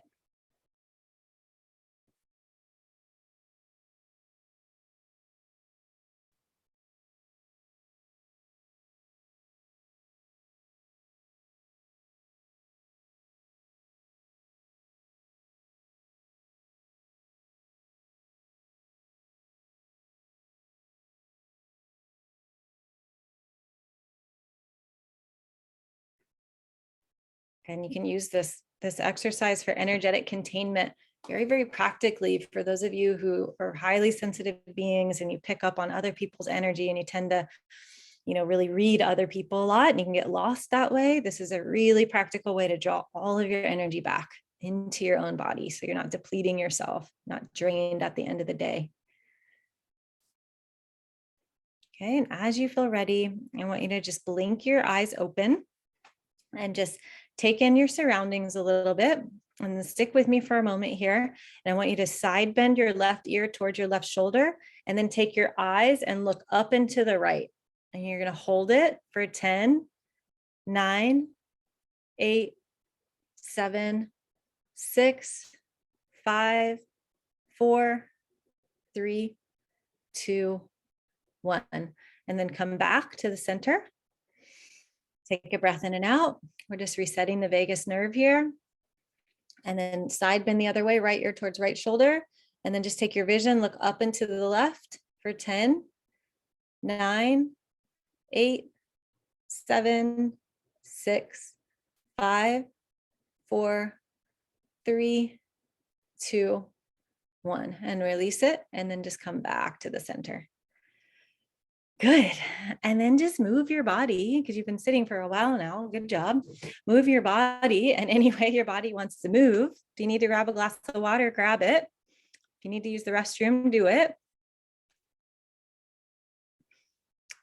And we have about 10 more minutes. And if for those of you that are able to, if you're able to come on video, that'd be awesome. And I'll stay on and answer any questions that you have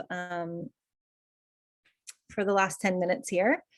And yeah, and just for those of you, just giving you a little context for the vagus nerve thing we just did at the end, the vagus nerve is in control of your parasympathetic nervous system. So this is like your heart rate and your breath rate and your gut, right? So it helps to activate that relaxation response, or your rest and repair mode. Okay. How are y'all feeling? How are you feeling? Post in the chat. I just want to get a little pulse for how you guys are doing here.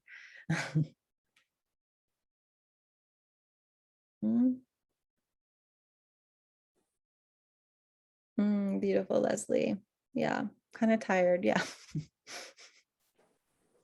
Yeah. And lots of yawning and tears. Yeah, if you're yawning, that's good. That's your relaxation response kicking in. If your stomach's gurgling a lot, also your relaxation response, really good. Okay. Yep, you guys will get a replay of this, no worries. Sleepy, amazing, good, relaxed, relieved, and clear.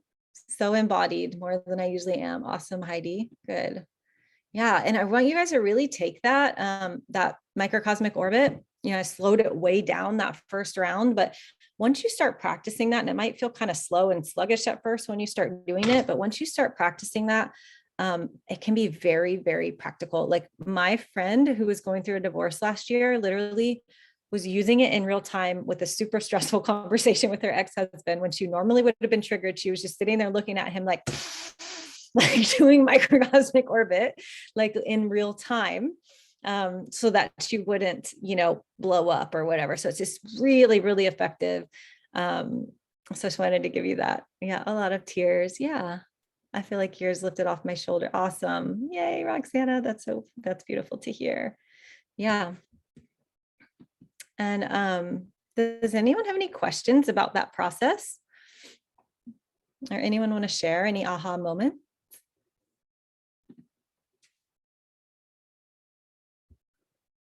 Thank you, Nicole. Yeah. And it's interesting when we do this work. So I just want to speak to this. So when we've been in trauma for a long time, our social engagement system shuts down. Okay. So this is the Polyvagal Theory. This is why it's really hard to get people to talk in public in these types of settings, to get people to actually say anything. I'm pretty used to it by now, but it's our literally our social engagement system shuts down. And so what I wanted to bring to you, if that is your thing, like you have a hard time in, like you have social anxiety, you have hard time connecting with others, it's often overwhelming for your nervous system, you know, to share in public or whatever it is, it's important to realize that is due to trauma. Okay, that social engagement system is what shuts down. It's really connected to that freeze response. And there's a whole slew. I'm about to start just doing so much stuff for releasing so much stuff about the Polyvagal Theory. I'm studying what's called the Safe and Sound Protocol by Dr. Stephen Porges, who created the Polyvagal Theory, which is like, it's like a acoustic vagal nerve stimulator. I'm about to be a practitioner of this. I'm about to just blast you guys with a whole bunch of information of all the up-to-date information on the nervous system, because it's so massive and it takes away a lot of judgment. Okay, so So just so you know, your nervous system isn't controlled by your rational mind. So a lot, and that's a lot of what the polyvagal theory states is like, when we're triggered, a lot of it can be like your nervous system is responding to someone's facial expression or intonation of voice, and can send you into like a sympathetic response without you voluntarily knowing, anything. And so it's important to start to track your physiological state. What's your default? What's your default state of your nervous system? And so that you can then learn how to rewire it. And so I was speaking to you guys before about the 3 missing components. This is, in my opinion, of most people's healing journeys, is the somatic piece, is tending to the body, first and foremost, tending to the body like so consistently, okay? And tending to like your physiology, your physiological state versus like the narrative or the story that the mind says. The second piece is the reparenting, is the inner child work. Okay. And so I hope that was powerful for some of you, if that was new work for you, that you can start to see, and that gets better, just so you know, that practice gets better of being able to connect. It gets easier to connect with your inner child. For those of you who had a hard time connecting, just know that's just because you haven't done it a lot yet. Okay. And that trust will build over time. The more consistent you show up and the more consistent you check in to your inner child. And the third is doing trauma resolution work in connection. And so, and there's a quote I love by, it's the creator of a method called Avalon, Alanya Forsberg. And she says, any trauma made in connection needs to be healed in connection. Okay. And I created an 8-week women's circle that I'll post the link here in the chat in a moment, but it's 100% around, the reason I created it is for this exact topic. Okay. So that women that are ready to do trauma resolution work and to like fill in the pieces that maybe they've left out for years or decades, that they can do it inside, an intimate container with trusted women. And we're all learning how to empower ourselves at the deepest level, learning how to regulate our own nervous system, learning how to meet all of our inner child's unmet needs, right? That's what it's about. It's 100% about that. So if that's interesting to you, feel free to DM me, direct message me. It's really about, I created this circle, and it's called, I think it's similar to the Masterclass, like Somatic Healing for Reparenting and Empowerment. And it's meant to be done in connection. I'm going to have a limited number of women in it so that it's a trusted container of where we can do this work in connection. And so that you have the opportunity, and this is the rewiring of the brain, when you have the opportunity to share vulnerably, and think of how you were met when you were a kid. Like when you shared vulnerably as a kid, were you shut down? Were you disappointed? Were you rejected? Whatever it is, were you called too much? You have to give your body, your actual system, the experience of sharing vulnerably in connection, and give your body the experience that this is safe for me, that this is safe, that I'm allowing myself to be seen and heard and acknowledged, right? And being met with people that are actually being super present with you, and they're all, and all the women in this container, I'm very particular about, like, I want the women in the container to be, you're ready for it. Like, you're ready to do this work. You're done with your old way of being, that it's not working for you. And, and if you end up being depleted all the time. And so if you're ready to do, really dive into the somatic healing work, into reparenting, you're feeling ready for this commitment, because it is a commitment to yourself. And if you're willing to do it in connection, and if that's a piece that's been missing for you, that connection piece of, and it's not comfortable. It's funny that I'm the one teaching this, because I had such resistance to women's circles so long ago, because I had so much trauma around it. And so I speak this to you because I'm like, I know it's uncomfortable, and I know that there's resistance around it, and it's like the way. It's like the thing that actually helps, to be seen, to be met, to be acknowledged and witnessed in what you've been holding for so long. it's so powerful. It's so powerful. And so it's really my main goal of creating this work. It's funny when I realized this, because I was like, oh, this is oh, okay. I'm actually going to have to create the thing I had most resistance to. Like when I first started all of this work, because it's made the most impact. It's made the most impact. So we start towards the end of August. If that calls to any of you, it's an 8-week container. And just send me a private message. I'm happy to, let me post the link in this chat for you. Let's see.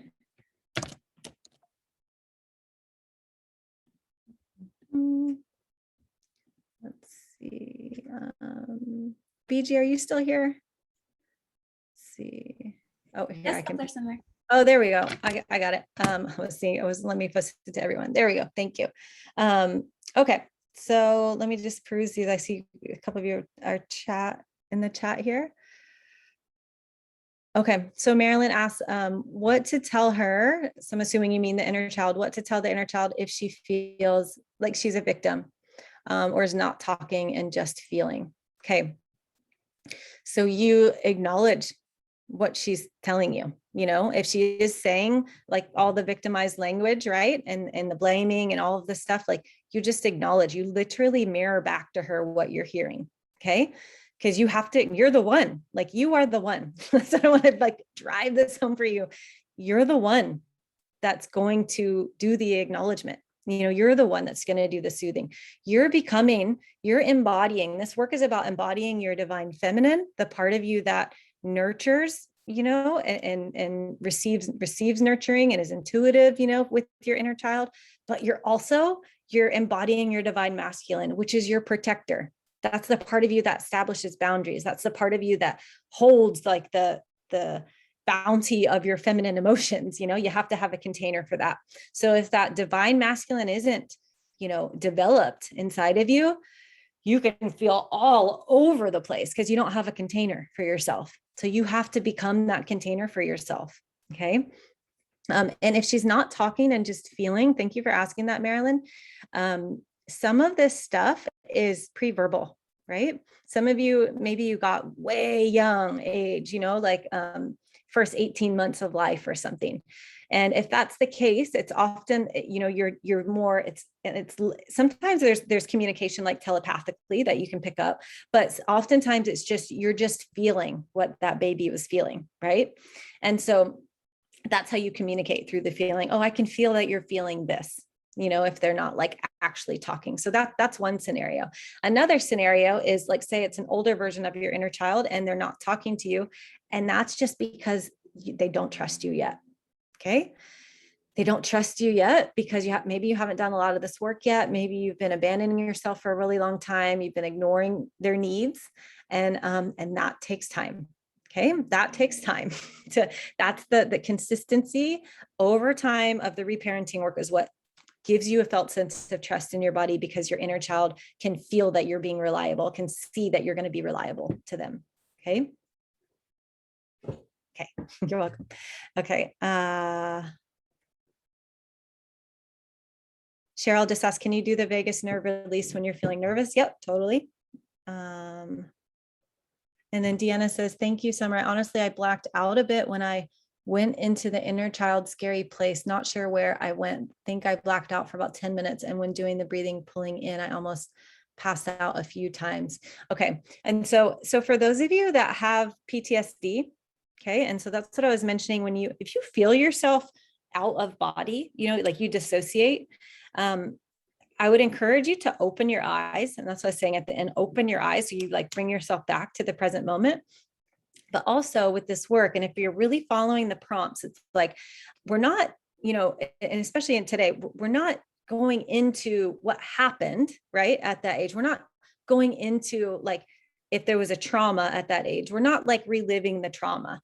All we're doing is in one-on-one sessions, we can go deeper in. I go deeper into that because I can track people better one-on-one, and I know what they're saying and I know what's happening. But in this container, you know, it's more of, it's not going into what happened.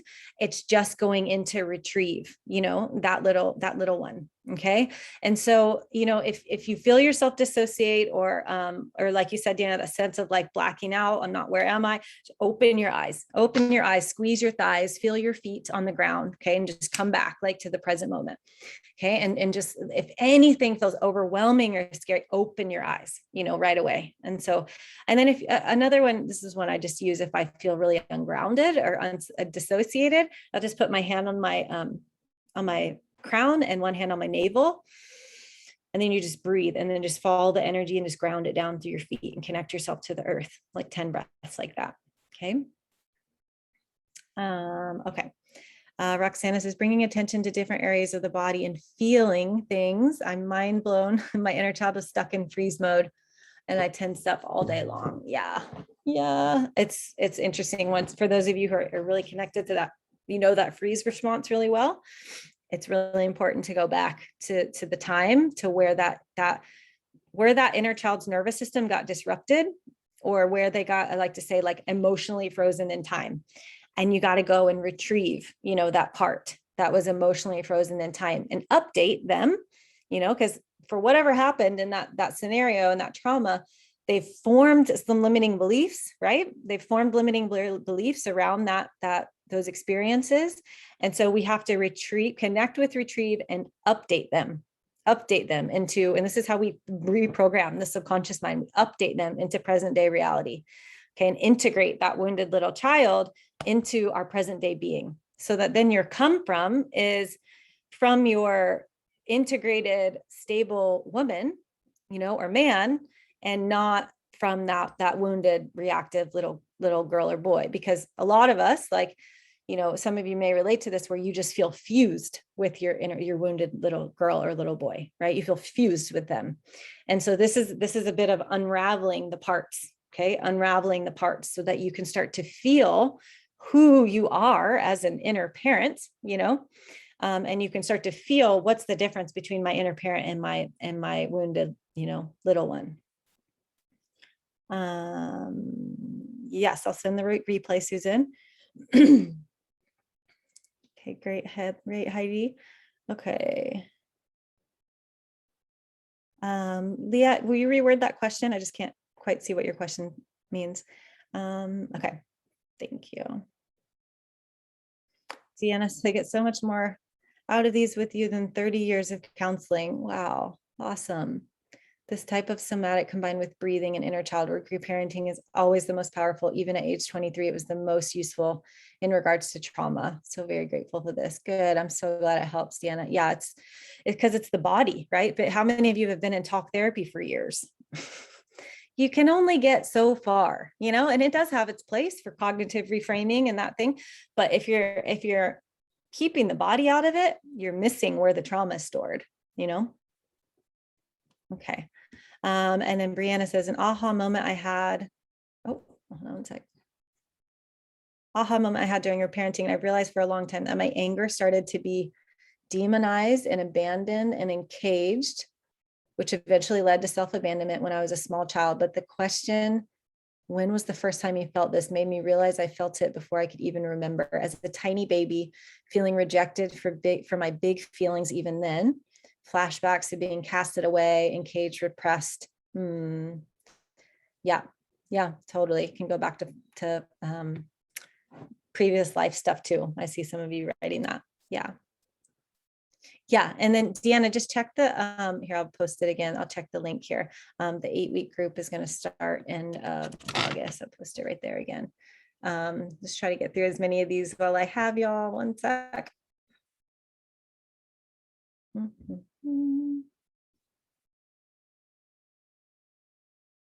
Yeah, just copy and paste the link in the chat, but I'll email it to you guys as well.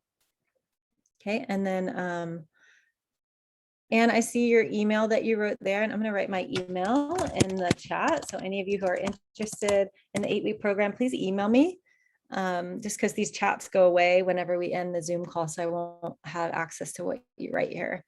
Okay, Heidi says, is it typically the most pressing emotions and somatic area that comes up at a time? I'm thinking that would be best to go with instead of intending, and try to work on a specific block that you know about. Yeah, so Heidi, so we're working with like collective intention here, right? To access the insecure little one, which is what we did here. If it's like a one-on-one type of thing, then we absolutely would go with what's on the surface for you as far as like pressing emotion. Yeah. Or if it's like a physical pain, you can even start there. If you're having a physical pain in the body, you can start there. Or if you're having this like anxiety you can't get rid of, you can start there. Whether it's emotion or physical, you can start with one or the other. Okay. What if yourself is the only person your inner child can trust? Then that's just what it is for now.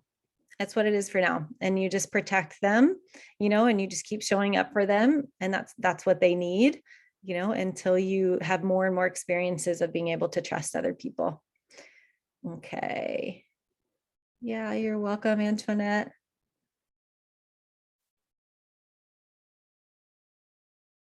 Yeah. Okay. Yeah. Thank you, Deanna. Cheryl, you have put together the components of healing that I experienced on my personal journey. You're going to make such an impact. Oh, thank you, Cheryl. Right on target with inner child work and the somatic piece. Thank you. Good, Skylar. Awesome. So useful. Awesome. Yay. Okay.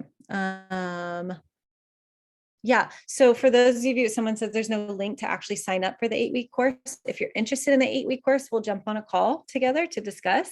So just email me. Okay. I wrote it in the chat there. It's Summer, SOMER. For those of you who want to write it down, Summer, SOMER at SOMA, SOMA women.com. Yeah. Okay. And Susan's asking, I feel a lot of anger. Is this sadness and grief, or can it be? It can be sadness or grief. Yeah, we'd have to go into it to know if it's more fear or more grief. Truly grateful. Good. Yeah. And Marcel's like, I really benefit from talk therapy. Totally. Right. Like some of us really need that. And it is part of the work I do too with people. It's the somatic piece, the embodiment piece, but it's also the cognitive reframing, which is really important. It's really important to know how to reframe. I'll just give you one example of this. I received a somatic session myself yesterday from this woman that I had given a session to, and she wanted to give me a session. I was like, sure, I'll take it. And it was around loss. Actually, that was coming up for me. She's like, anything about loss, it comes down to a belief. So what are you believing about the loss? And it came down to like, oh, the loss is going to be, the ending to the relationship I'm in now, because there's going to be an ending to it. It's like the loss is, I relate it to it being traumatic. And I relate it to being abandoned, because that was my experience of my second divorce. And so she's like, well, what if we reframed it? And this is the power. It's so powerful, the cognitive of reframing. What if we reframed it and say, well, actually we didn't, what if it wasn't a loss, and that it was actually the total reclamation of your power? And I was like, yep, that's it. That's totally it. Because it's true. It's just 100% true. And so a lot of the times it's all about the reframe. So yeah, I can totally see how there's total benefits to talk therapy, and you got to have the somatic piece if you have, unresolved trauma, because that's where it sits in the body. You said about our nervous system when triggered by a trauma can send us. Oh, I think I was saying into a fight or flight response, Leah. And then Christine saying, where do I sign up? There's no sign up or like join, because I want to have a conversation with you first if you to discuss the details of it. So just let me know. Send me an email at summer@somawomen.com if you're interested in that. We'll set up a call. Okay. Let's see. Yeah, I'll set it. I'll do my email again in case any of you missed it. And I'll email it out to you guys too. So in case any of you missed it here, no worries. Okay, let me just check the rest of the chat for a couple minutes and see if there's any other questions.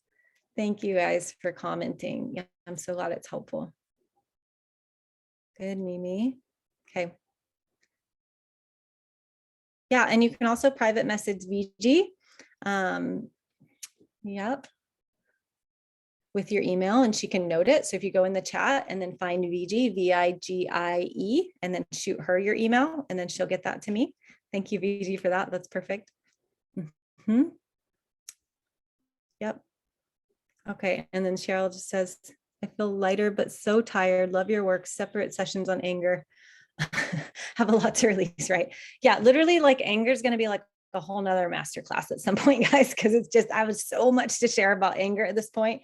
That, yeah, we're going to save it. But you can feel really tired, doing this work, because it's a lot, like you're processing a lot. And just remember, the body is the most dense. It's the most dense form that we have. So we do all this energy work, we do all this emotional work, and we think we're like so far down the road, but oftentimes the body is like 6 or 9 months behind, the energy body and the emotional body. And so just really realize that like the body's slower to catch up. So when the body needs rest, give it rest. I'm such a proponent of rest as much as you need rest. Unless that's your default, then mobilize yourself. Okay. But for those of you who go like 90 miles an hour, rest. Okay.